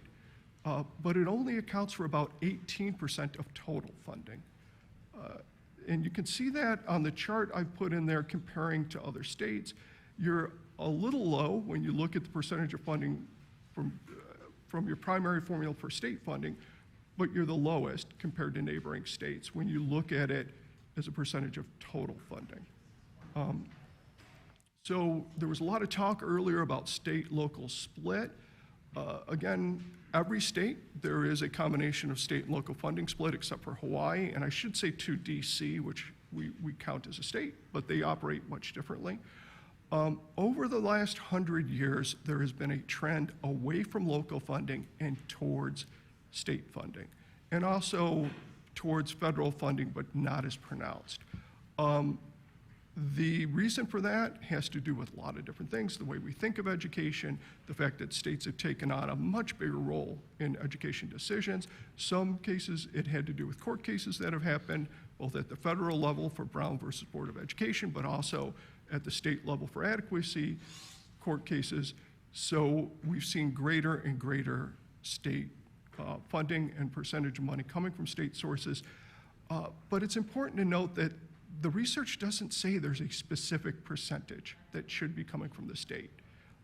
It does, the research does show that more state funding creates greater equity, but it's not a specific point where the research says it needs to be 52% or 58% or 49%. And on the chart I provided, you can see how this change has happened over time, that locals back in school districts were responsible for 83% of funding back in 1920, and that's changed to 45% now. I think it's also important to note back in 1919-1920 school year, there were 150,000 school districts in this country. There are now 15,000. So we've consolidated 90% of the school districts down. We've gone from a hyper-local system 100 years ago to one that is much more of a mix of local control and state control. So how does this impact Pennsylvania with all of this going on?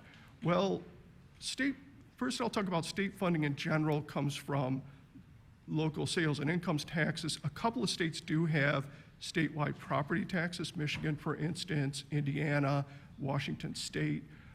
When we talk local funding, though, it's almost exclusively property taxes. So in Pennsylvania, it's 80.8% of local funding comes from property taxes. Nationally, it's 76.2%. What this means in Pennsylvania, because you have a high reliance on local funding, your average property taxes per pupil is just over $10,000, where nationally it's about $5,100.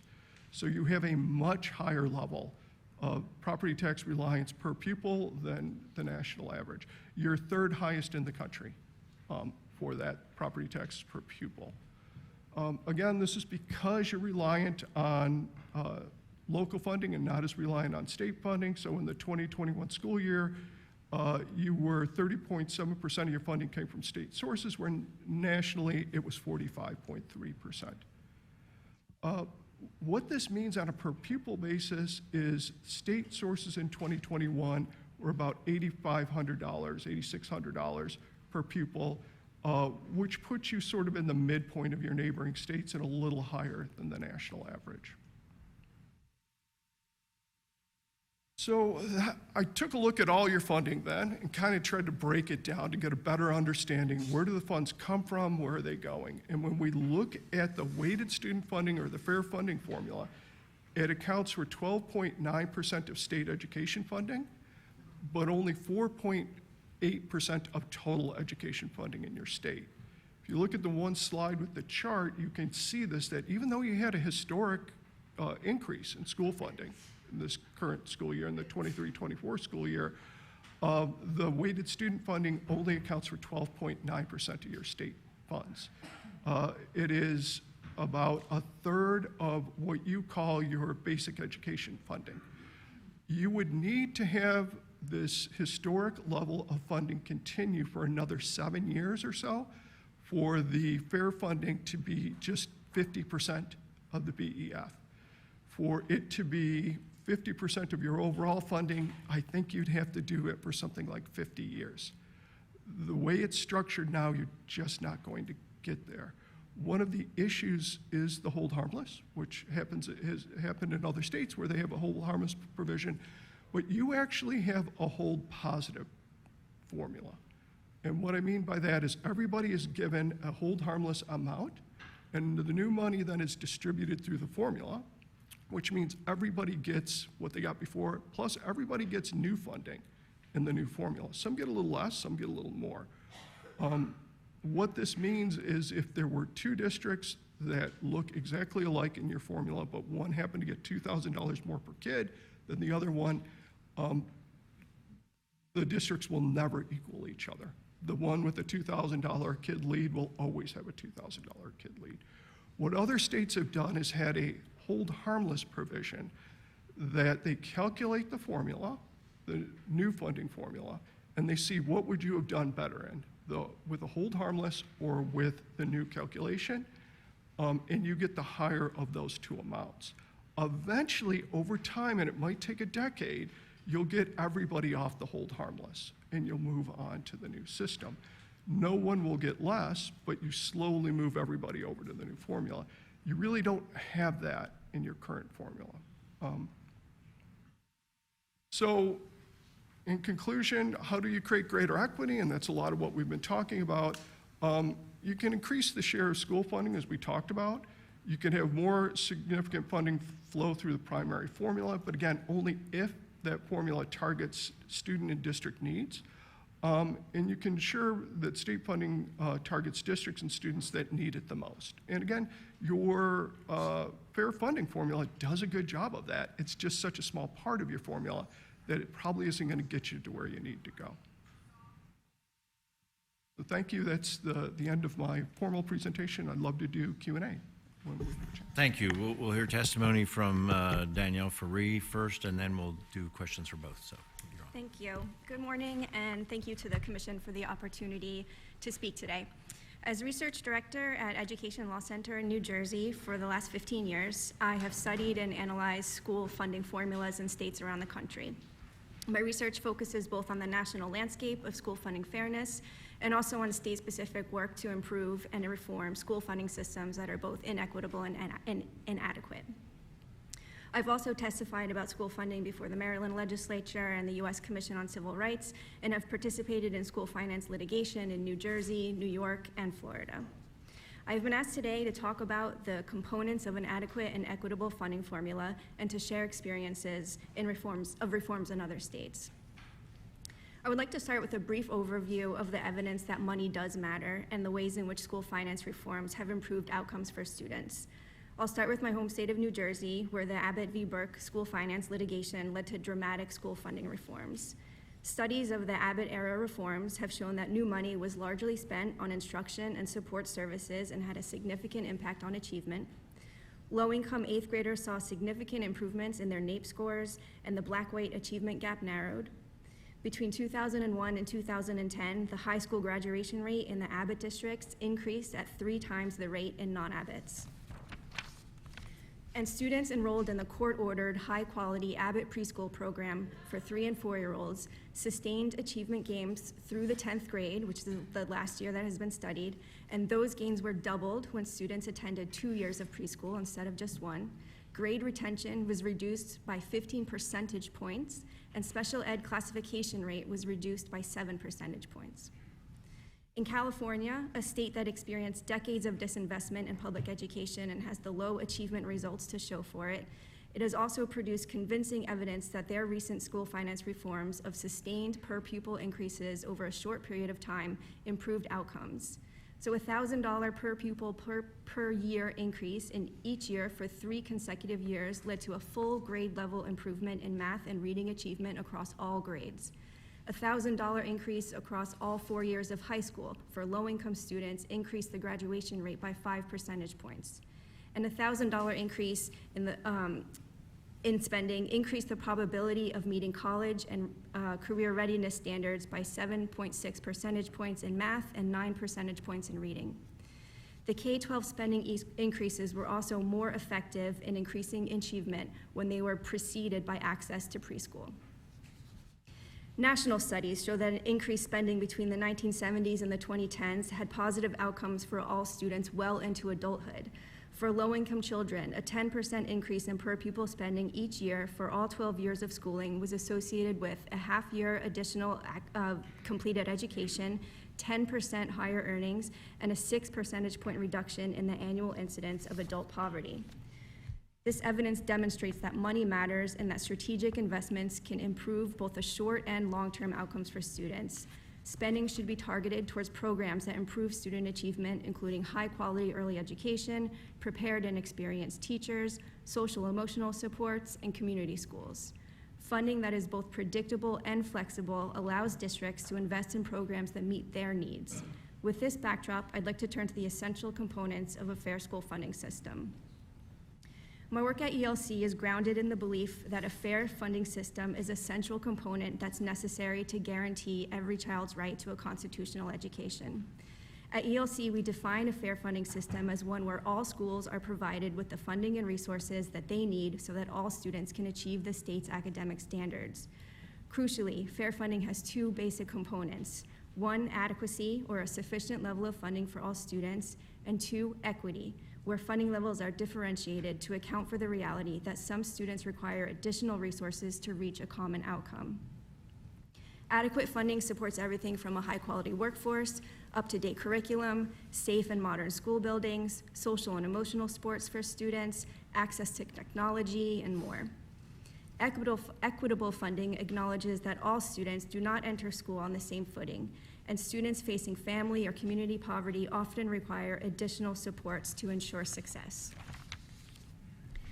These 2 features of fair funding are interdependent. Funding must be both adequate and equitable to be fair.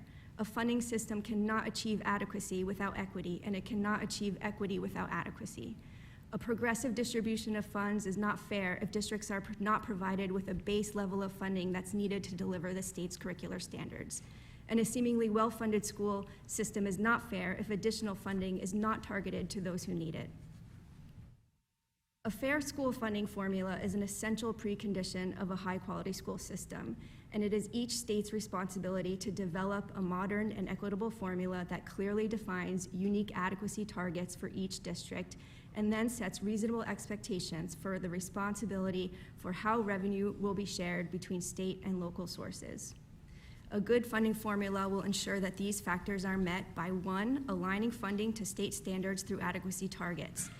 Adequacy targets that are directly linked to the cost of teachers, support staff, administration, curriculum, professional development, and more are what ensure that districts are able to deliver a constitutionally sound education.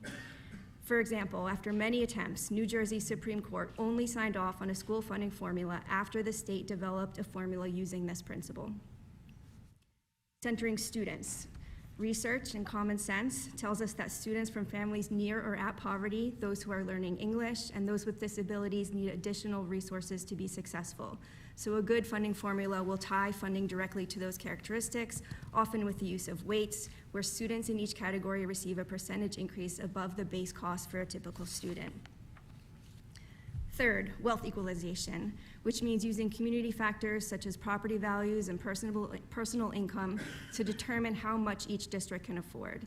These formulas should also consider the overall tax burden faced by communities. For example, urban communities may bear a greater burden because of expensive municipal services that rural and suburban areas do not provide. Wealth equalization will achieve equity only if all districts are able to meet their local funding targets. And finally, periodic review. Including a formal review period in legislation can help ensure that the school finance stays current with education policy and practice. The intensity and scope of the reviews that exist in other states vary. For example, in New Jersey, we have an education adequacy report that is done every 3 years, but really has yet to update the cost to reflect changes in curriculum. It only addresses changes in inflation.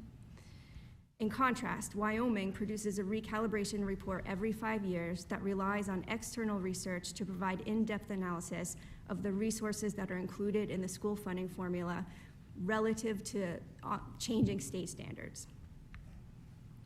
Once a state has a well-designed and equitable funding formula in place, implementation is key. Finance reforms must include a clear plan to phase in state funding to reach adequacy targets and strategically direct increases to the districts that are most below adequacy. This can be done by setting a timeline for the state to reach 100% of state funding under the formula. When Illinois implemented their new funding formula, they set a deadline to reach full funding and targeted increases by creating tiers of school districts so that those that were furthest from adequacy received the largest annual increases.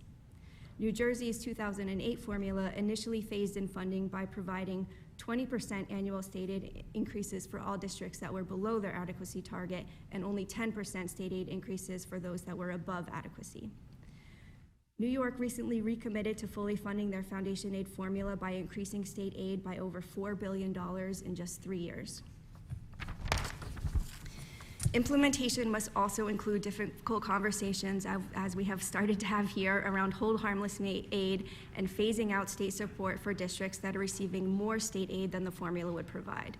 In New Jersey, the formula initially included a category of adjustment aid to ensure that all districts received at least as much state aid as they did in the years prior to reform. Though the expectation was that this aid would eventually phase out over time, changes in local share obligations and declining enrollment in some districts meant adjustment aid was actually expanding to more districts. So in 2018, a formula reform set an annual percentage reduction to eliminate adjustment aid completely by year 6. This change has been difficult for some districts, especially those who are below their local share and are prevented from raising additional revenue because of property tax caps. ELC has consistently recommended that these hold harmless cuts should not occur in any districts spending below adequacy, and unless districts are given the tools they need to reach their local funding targets. In closing, I would like to stress that creating an equitable and adequate funding system in Pennsylvania is within reach. The research is clear that school finance reform is a wise investment that leads to significant improvements in both short and long-term academic and economic outcomes. The state has already laid the foundation for a school funding formula that will reverse decades of inequity and has deprived generations of students of their constitutional rights. Pennsylvania should act now to improve the school funding formula as needed and set clear goals for implementation that prioritize adequate funding for students who have been shortchanged for decades. Thank you. Thank you. We'll now take questions from members. We'll start off with Representative Topper.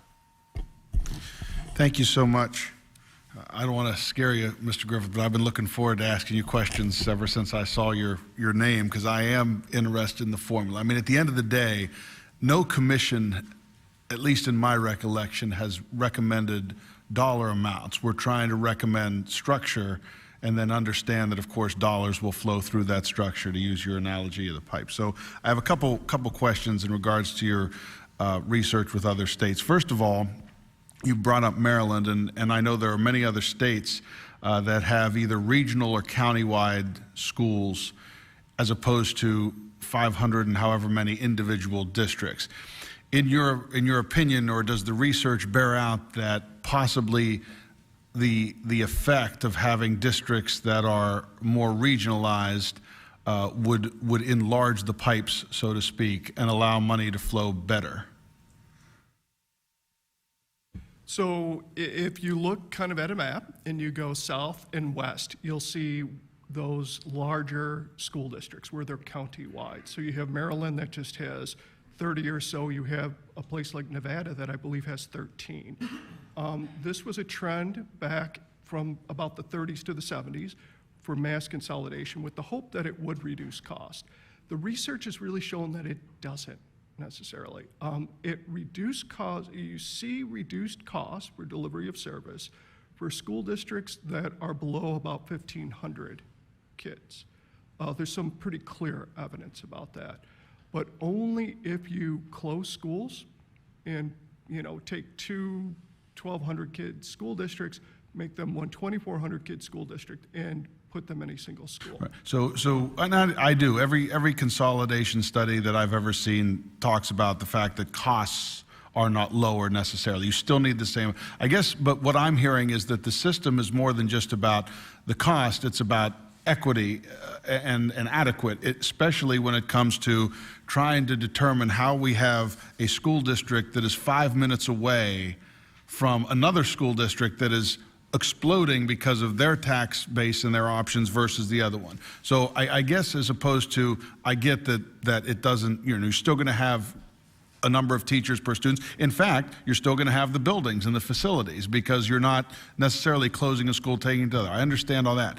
But does it help with the idea that we are no longer divided as much between wealthy areas and whether it be poor rural Appalachia or poor urban centers? Does that help, you think, in your opinion, or could it possibly? It would help. If you're simply talking about sort of property tax levy per kid or per household, if you took a wealthy community and combined it with a lower wealth community, right, you'd have the lower wealth community wouldn't have to have as high of a tax rate to generate the same revenue as the higher wealth.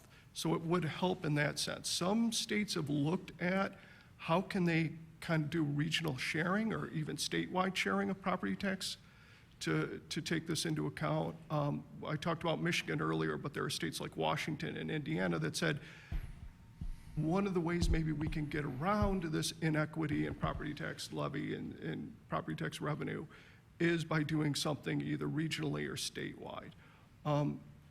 That is very unpopular with local voters, as you can guess, because what will happen to them is in the wealthier communities, they are able to generate higher revenue with a lower tax.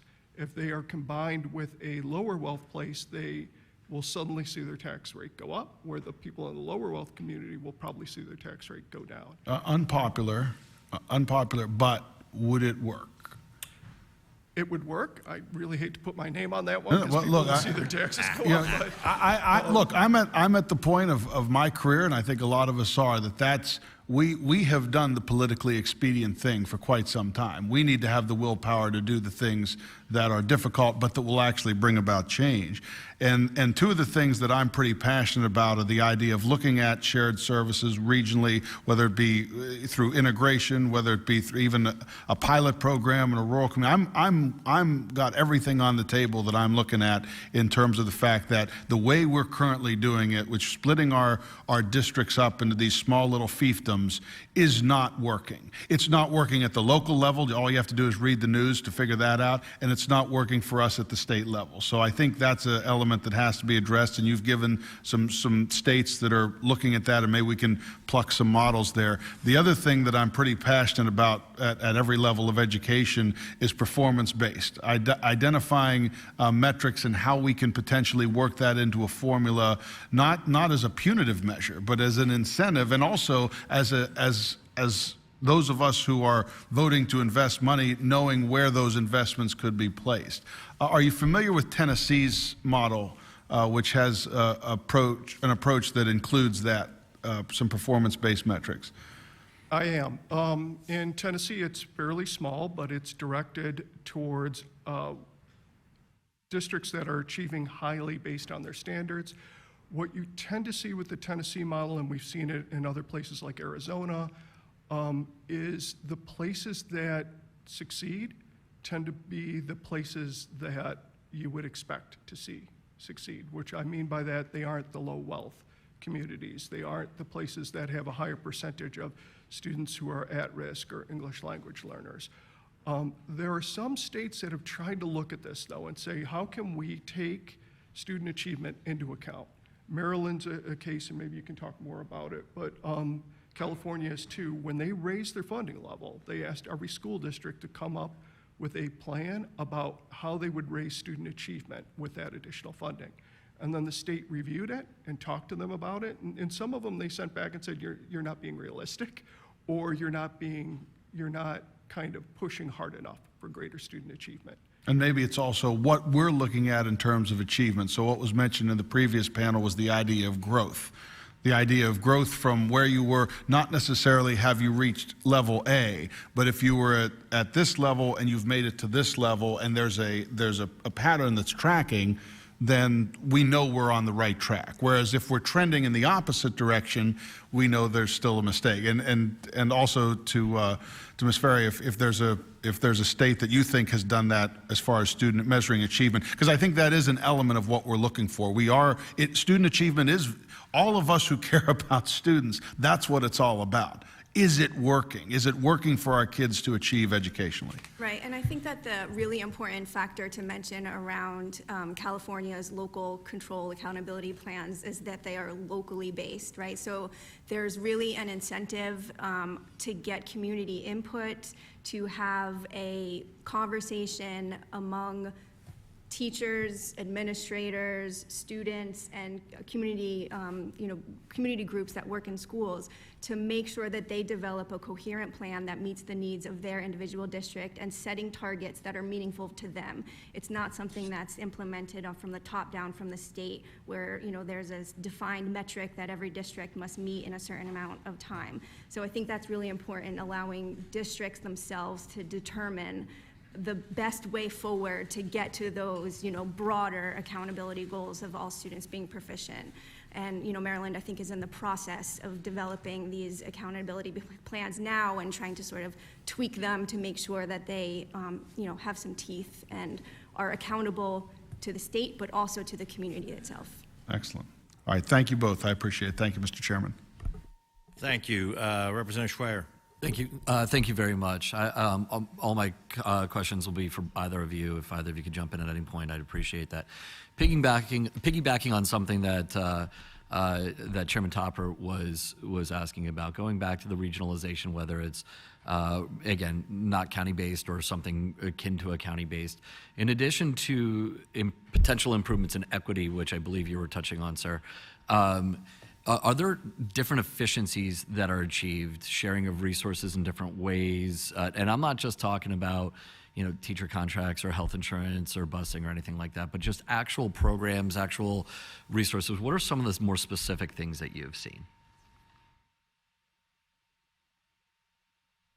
I can give some limited examples. I know in New York and New Jersey, there are county-level school districts that provide some services that are, typically high cost and difficult to administer on a district-level basis. So special education programming, county vocational technical schools, so that each district is then not recreating the same program and serving a small number of students, but that they, regionalize those high-cost programs. So I think those have been effective. Okay. Sir? Yeah, and I'd just like to kind of emphasize that there's a lot of good research that shows that when you have something like a county-wide or a district or an area-wide program for special education, it both lowers the cost and improves the education for the students. And those would be for your high-need special education students, the ones who are typically taught outside of a traditional classroom. But So that's really both a cost saver and it's better for the kids. We also have seen places that do joint purchasing like you talked about. Career and Tech is a perfect example of one too, that instead of reinventing the wheel, that you have one Career and Tech program per an entire county and kids are sent there. So those kind of things can produce savings. Now, I would say joint purchasing, things like that are helpful, but that joint purchasing is less than 5% of your total budget. So yeah, I'm actually less interested in that. What I'm more interested in are conversations about how a wealthy suburban district, for example, may have different academic programs that are unavailable to poor districts, whether it's adjacent to a rural county, adjacent to an urban district, and that's actually more of what I'm thinking of. I'm less interested in any potential cost savings because it doesn't appear that there are many. I'm more interested in how it's. I hate this word, but I'm going to use it anyway. How those larger school districts, again, whether the regional or county or some other decision on how they're organized. I'm more interested on how it drives innovation within those school districts, how you're able to offer more programming, different things to different kids. That's actually more of what I'm interested in. Just put a note of caution on that. There can be a great equity concern when in New Jersey, we have seen this in our county level system, there has been a significant shift to our VOTEC schools being sort of magnet schools that are providing specialized education, for high performing students. And there's a lot of gatekeeping about who gets into the programs. And so the danger is that you then replicate the inequity of the individual counties by setting strict standards for who can access those programs. And so it's really important when a state is developing that they can take into consideration the ability for students who have come from school districts that may not have quote unquote prepared them for that high level of education, that they also get access. Sure. No, I appreciate that. I think that's a helpful point. I like Chair Topper. I'm at a point of just incredible frustration, if you can't tell, and willing to take some of these real looks at some of these harder conversations. I think it's very important. Representative Ortiz mentioned earlier today at the hearing about, and we've had public and private conversations. I don't think I'm breaking any confidences here, Jason, that, about questions about literacy, other programs. If the Commonwealth is going to ultimately invest $6.2 billion or some number thereabout, there's no way that we're doing this without having a level of oversight. Are there specific types of programs? I loved what you said about the requirements of various states' Department of Education, being able to review performance metrics and those sorts of things. What are other specific? And you don't need to give me anything today, but in your travels, if you think of if there are specific ideas of ways that states have created greater level of oversight while giving as much flexibility as possible to local folks to get to the goals or what matters. And so whether it's different programs that you've seen, what has worked better than in other areas, if it's structural, if it's something very specific from a particular thing, that's stuff that I'll be interested in learning more about as well. So if you have any thoughts, great. Otherwise, if you chew on anything, send us an email. It's absolutely fine. Just really quick, there are a lot of other people I work with at the Learning Policy Institute that know that stuff, and so we can give you a ton of research on that to help you think about that. I would say that's who we rely on for that type of research is LPI. All right, thank you. Representative Ortiz.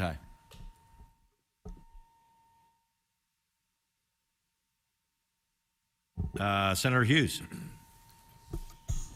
Thank you, Mr. Chairman. Ms. Farrie, I'm particularly taken with your testimony today. Maybe it's because you referred to the litigation Abbott versus Burke. It's like really a very shameless plug, okay? Yeah. All right, okay? Yeah, they know, all right? I'm sorry, had to do that, just kind of, maybe even just couldn't resist. I couldn't resist. All right, but I believe it's page 3. It's the third page. 1, 2, 3.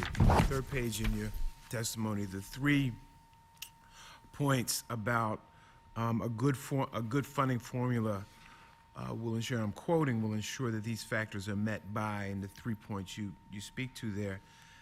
Can you provide any additional thought to what it is that you laid out in these 3 points right here? Aligning funding to state standards through adequacy targets, centering students, and wealth equalization. We create these standards, as you know, but we don't fund appropriately so that our young people can meet those standards. But if you could just provide some additional comments to those. Yeah, I mean, I think the problem that we often get to in conversations about evaluating state finance reforms in other states is like, well, did it work? Did it work, right? And so the problem is that far too few states actually follow through on implementation as intended. And so, you know, we in New Jersey, for example, had the SFRA, which is our, you know, fair school funding formula, that was passed in 2008 and was implemented for 1 year as defined through the law. And then we hit a recession and it all fell apart. We also cut $1 billion out of our funding formula in 2011. And then, you know, districts were left basically getting very minimal increases for the next decade. So we often sit around and say, oh, hear people say, well, look at SFRA, it didn't work, it didn't work. Well, it didn't work because we didn't fund it, we didn't implement it. And so we can't now look back and say what worked about SFRA and what didn't, when for the majority of the past, you know, 10, 15 years, districts have not been getting what they're entitled to. So I think that, you know, I think the research is all clear on understanding what it takes to develop a formula, and it means, you know, paying attention to the needs of students and correcting for these historical inequities based on property taxes and the ability of districts to raise money locally. It means making sure that every district has the tools that they need to reach their adequacy targets. That means that if you are setting local targets to reach adequacy, that districts are able to, they have the tools to raise the property taxes if necessary. It means that districts can also implement property tax reform if they've been historically overtaxing their residents. I think that the most important feature that often gets overlooked, and actually it's number 4 of the points that were in my testimony, is the periodic review. I mean, and I think that sort of also underscores some of the conversations earlier about Dr. Kelly's estimates based on the trial and what he presented yesterday. Education is not it doesn't exist in a vacuum. The state, the legislature is setting policy continuously, asking our districts to do more, right? Changing the targets, changing assessments, changes in curricula and standards and expectations. And so we cannot take a formula that was developed a decade ago and expect that that same formula is now going to provide an adequate education for students. So not only do we need to make sure that we get the formula right the first time, but we also need to put into place a constant set of review and corrections to make sure that the standards are still reflected in those adequacy targets. And I know that can sound a little bit scary. It doesn't always mean that everything is going to be more costly, right? Sometimes things become less costly. You know, we're thinking about a revision of our formula in New Jersey, and you know, there's a question about whether the technology costs are actually as high as they used to be, right? Like computers have become far less expensive. So the idea of a 1-to-1, you know, computer to student ratio in a district in the mid-2000s is now not nearly as expensive with Chromebooks and all of that. So it's not, you know, it's not always just adding more, but it's really looking at, you know, the differences and how things have changed and what our students need. Thank you very much. Thank you, Mr. Chairman. Thank you. Senator Phillips-Hill. Thank you, Mr. Chairman, Mr. Griffith, Ms. Farrie. Thank you for being here today, and your testimony has been very helpful. I think looking on the bright side, we're always tough on ourselves here in Pennsylvania, but I think that Pennsylvania has that requirement that the Basic Education Funding Commission meets every 5 years and provides us that vehicle for periodic review. So that is a good That's the good news. So we're much like Wyoming in your testimony, Mr. Griffith, in terms of how often we meet. Additionally, there was some conversation earlier with the prior panel that leads me to ask you, Ms. Farrie, with regard to New Jersey's case, or perhaps I should say cases, where you have your expertise, did any of those changes that you have touted here today as a model result in tax increases to implement those changes?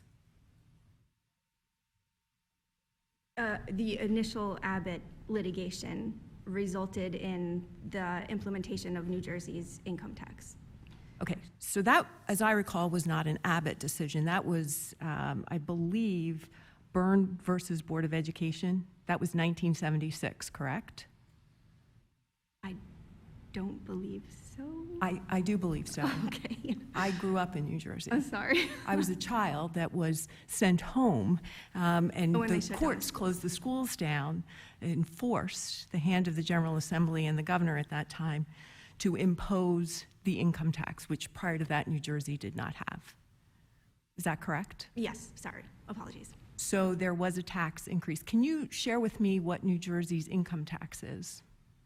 I'm not an economist. No, I don't know New Jersey's income tax.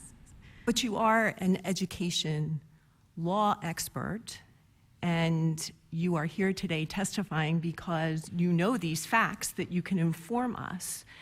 It would be insightful to know what that tax was, how much that tax generated, and what was put into education over a period of time. Is that something that you could provide this committee? Yes. That would be very helpful moving forward. Thank you very much. Thank you, Mr. Chairman. Thank you. So one of the things that, I think I heard you say that recently New York just added massive amounts of dollars to, and whether they raise taxes, do it or not, the reality is what you've described to us in California and New York and various other states is that they've put more money into their education system. And if we expect to compete in a global economy or a U.S. economy instead of just compete with each other like, well, I got a little bit of money in my district and you don't over there, and 30 miles down the road, if our sites are 30 miles down the road instead of 3,000 miles around the globe, we're in trouble.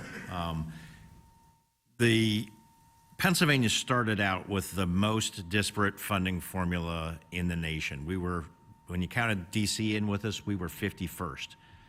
70% of our money is still driven through that most disparate funding formula, and we're only at 30% funding with the new formula, which I think you've said is actually reasonable.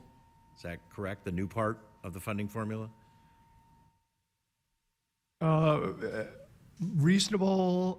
I'm sorry. The 30%. The portion runs through our new formula, which actually you said is actually less than 30%. You said it's, if you consider everything, it's about 16% or something. That's going through your brand new fair Yes. funding is about like 18%. I'd have to look at the numbers.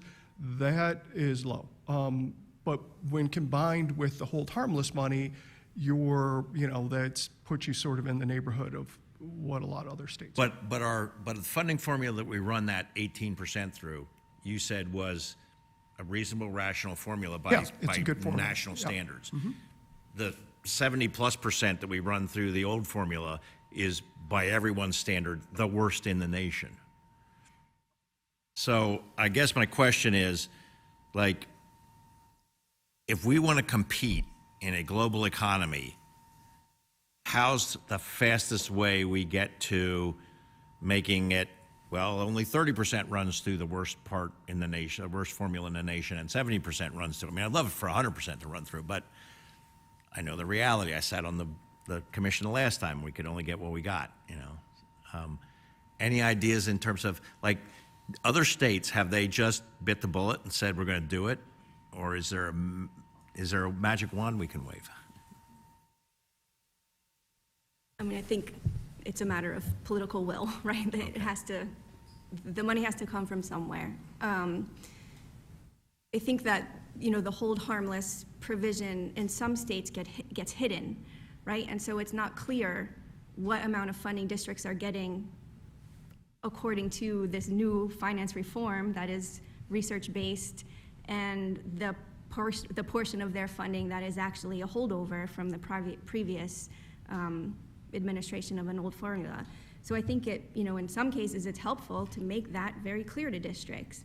And that way you can put districts on a plan, and there is a level of predictability in terms of what the funding formula that has been designed to address the constitutional needs of students, how much that would provide relative to what you may have been getting under this old formula that we know doesn't make sense. So that might be one way to move forward and to bring districts' expectations into alignment with the reality of how much funding the state has decided that they should have to fund their programs, and can help move towards a more equitable distribution of funds so that the districts that are underfunded get the funding that they need.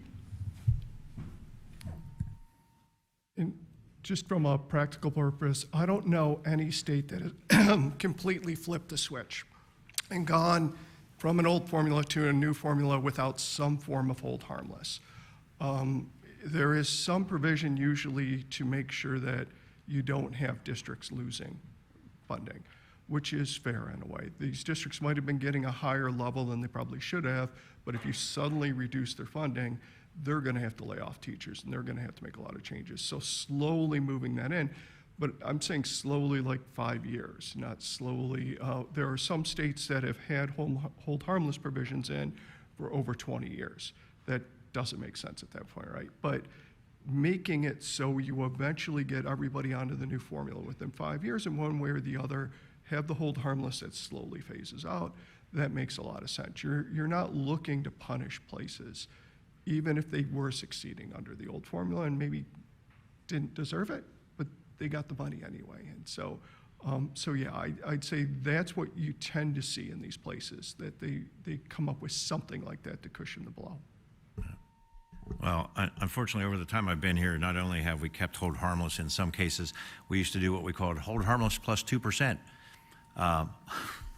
which to me was always like, are you serious? You should be getting less money. We're going to hold you harmless and give you a 2% reward on top of that. But anyway, so I want to go back to something that Representative Topper brought up about consolidation of school districts. And I don't know whether you've ever seen the book. I don't even remember the name of it, but it was written by David Brusk, and it dealt with annexation in states. And he said that in 1950, I think it was, the city of Harrisburg was the exact same size as the city of Phoenix.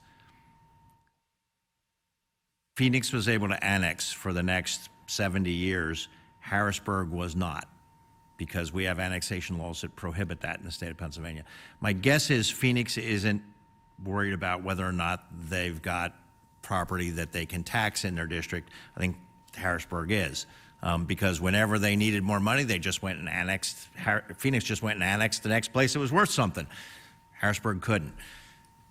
Back during the Ridge administration, we had what we called distressed schools, and we said that those schools weren't performing the way we should. And we were going to penalize them. And I actually at the time had an amendment to say, how about if that school district, and I was thinking about this today when the superintendent from the Panther Valley district was here. The amendment said that if a school district just finally said, I give up, you know what, you've underfunded me for so long, you're right, given the level of funding you're willing to give me, we can't do it, I give up. We're dissolving our school district. It would then be up to the Secretary of Education to reassign that district to portions of adjacent school districts in a way that made sense for transportation reasons and things like that. But it was just luck of the draw where you ended up. It's the only time I've been accosted on the floor of the House. I had a member come up and grab me by the tie and said, how dare you try and give me your kids to educate? And that sort of led me to believe that when we get to can we go to countywide school districts, I think we're going to have a lot of people coming up and grabbing you by the tie and saying, how dare you, try this.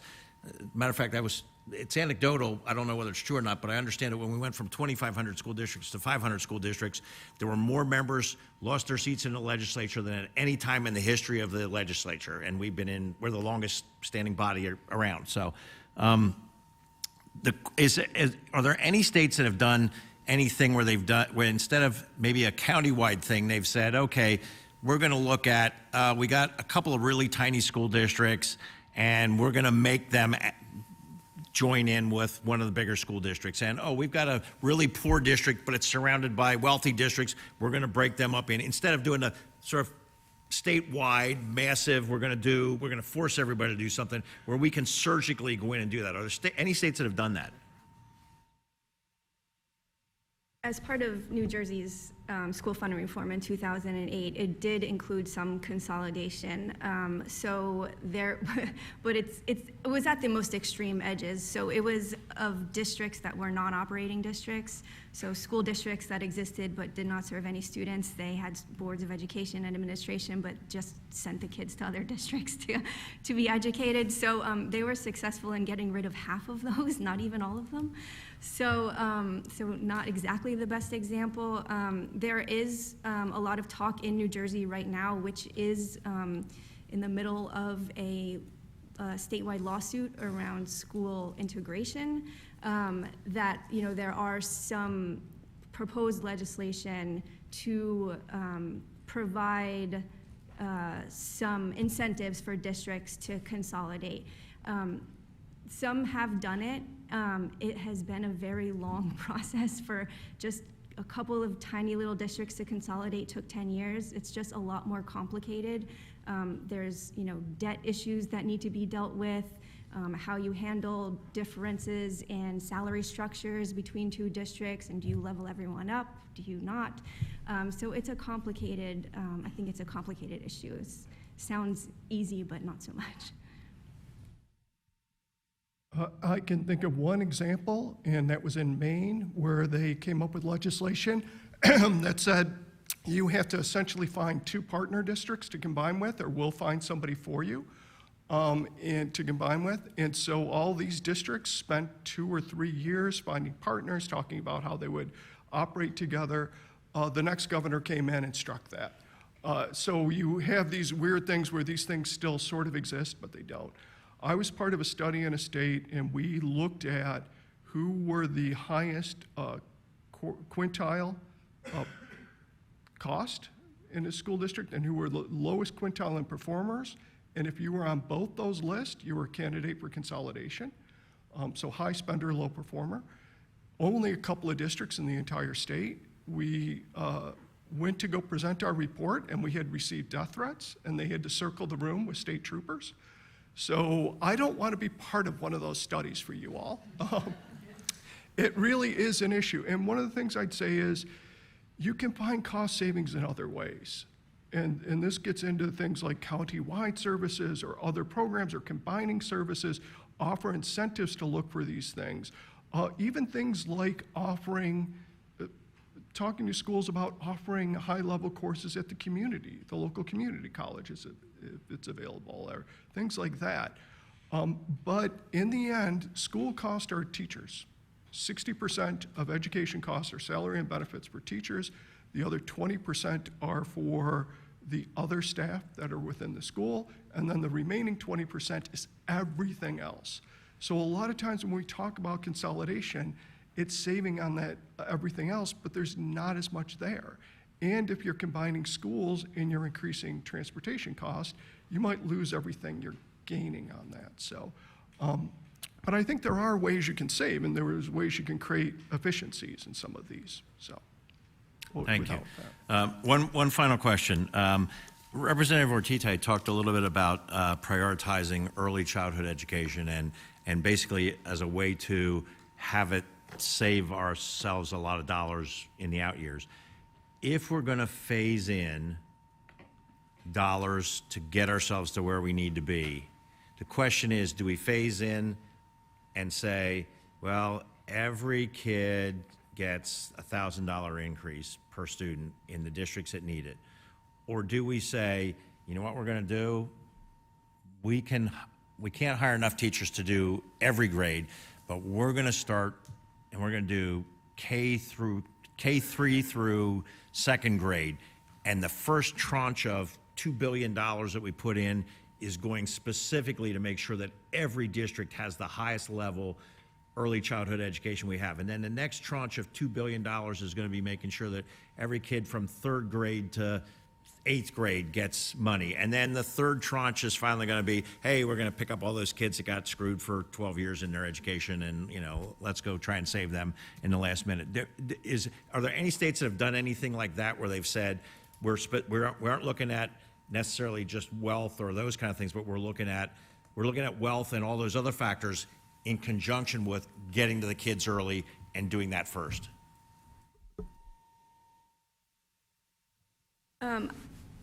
I think that New Jersey provides a good sort of example on that. I think that you can't just limit funding increases to certain grades of students. I think districts need the flexibility to put the money where they need it to be. But I think that there's ways that the state can assist districts in making sure that the investments that they make are going to the right programs. So with Abbott, there was a significant focus on early grades and early literacy. So that meant that there were professional development opportunities, provided by the state, and we had basically a part of our Department of Education devoted to the Abbott districts, so that it provided them with resources, the superintendents and the other staffing professionals, to give them model ideas of how that funding could be spent wisely in the early grades to improve literacy. But I don't think that you want to handcuff districts that they can only spend their new money on early ed programs. I think the second area is expanding quickly a preschool program, which has shown enormous benefits down the line.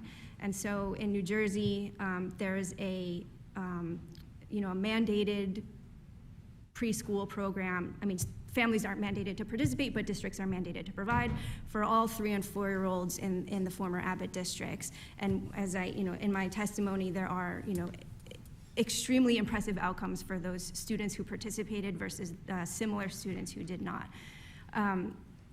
That also requires an enormous amount of state oversight in terms of implementing and creating a preschool program that doesn't exist. And it's really important for the state to consider so many factors, like bringing in the community programs that are already there. You don't need to recreate an entire early ed program when there's already community providers, but making sure that those community providers have the resources to bring both their facilities and their staff up to standards. And so in New Jersey, that meant the state providing funding for existing early ed providers to go back to school to get their associate's degrees so that they were trained and were able to deliver like the state defined curriculum around preschool. It's interesting from an anecdotal standpoint. I mentioned the state adding K3 and K4 to their basic ed funding formula, and I did this with early childhood education providers, and they said, don't you dare take those kids away from us, because the kids that cost us the most is the infant room, and that's what you're going to leave us with, and you're not going to give us any. But then I said, well, how about if I actually contract with you to provide those services that you do? And they were like, love you, let's do it, And so without putting anybody out of business, in fact, making their facility work better. And I come at it from the standpoint, my one grandson in D.C. just started K3. He's not from a family that's in poverty, but boy, that family now has $15,000 a year more to do things than they did prior to having to put their kid in daycare. And that, to a family, a working family in particular, is huge. So we kill two birds with one stone. We get the kid quality education, and we allow the family to actually thrive. The one thing I'd add to all that is pre-K, yes, is great research that shows pre-K through 3 really helps reduce cost in the future, especially special ed cost, which fewer kids are then identified and you lower your cost. And there's studies out there that show the savings in special ed can actually outpace what you're spending for pre-K. But with any of these ideas, you don't have to fund them outside of the formula. You can fund them within the formula.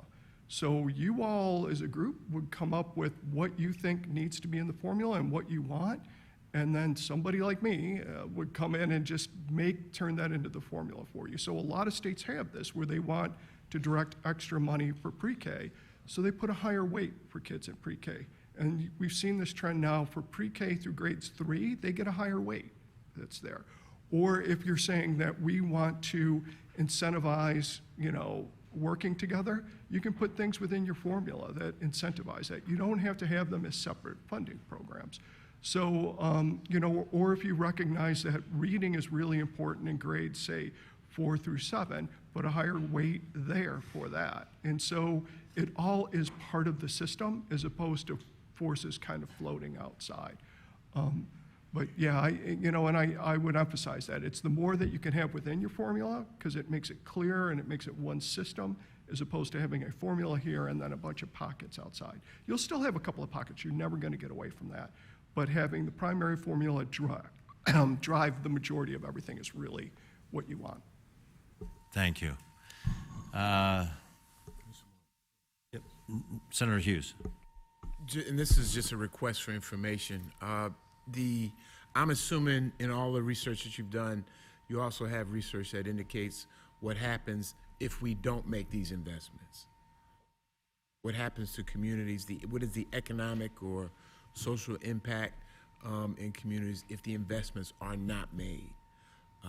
And don't need you to, unless you have quick anecdotes you want to provide right now or quick points you want to provide right now, it would be helpful, I think, to our deliberation to be able to point to this is what happens when we don't do these things, when we don't make these investments.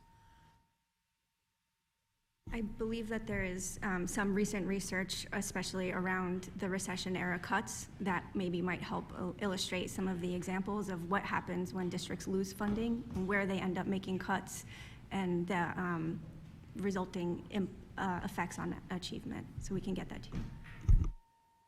Thank you. Chair Phillips-Hill, do you have any closing comments? Well, I simply would like to thank our testifiers today. What you have provided to us is very helpful, and I think it reiterates my initial thought, which is while this is a great opportunity, it's also going to be a great challenge. I am heartened to tell you, and I think I have to give a compliment to the good gentleman, the representative from Allentown, for raising a point that I think brings us to a bipartisan consensus. And I know there's a lot of blame to go around on this one, but those one-time dollars, whether they are provided by the Obama administration to the Corbett administration or the Trump administration to the Wolf administration, again, they are all one-time dollars. So when we listen to you, we listened to the previous panel talking about predictable and sustainable. We are once again reminded that one-time dollars, regardless of who's in the White House or the governor's office, being used on recurring expenses is not a good fiscal proposition for the taxpayers or the students. So we look forward to our next hearing, which is tomorrow at 2 p.m. in the City of Philadelphia Public Schools in their administration building in Representative Isaacson's district. Thank you to all of you who have participated, attended in person, have been listening and viewing online. We'll see you all tomorrow at 2. Thank you very much, Mr. Chairman. Thank you. Thanks to all our testifiers and thanks to all the members. We only ran an hour and 10 minutes late today.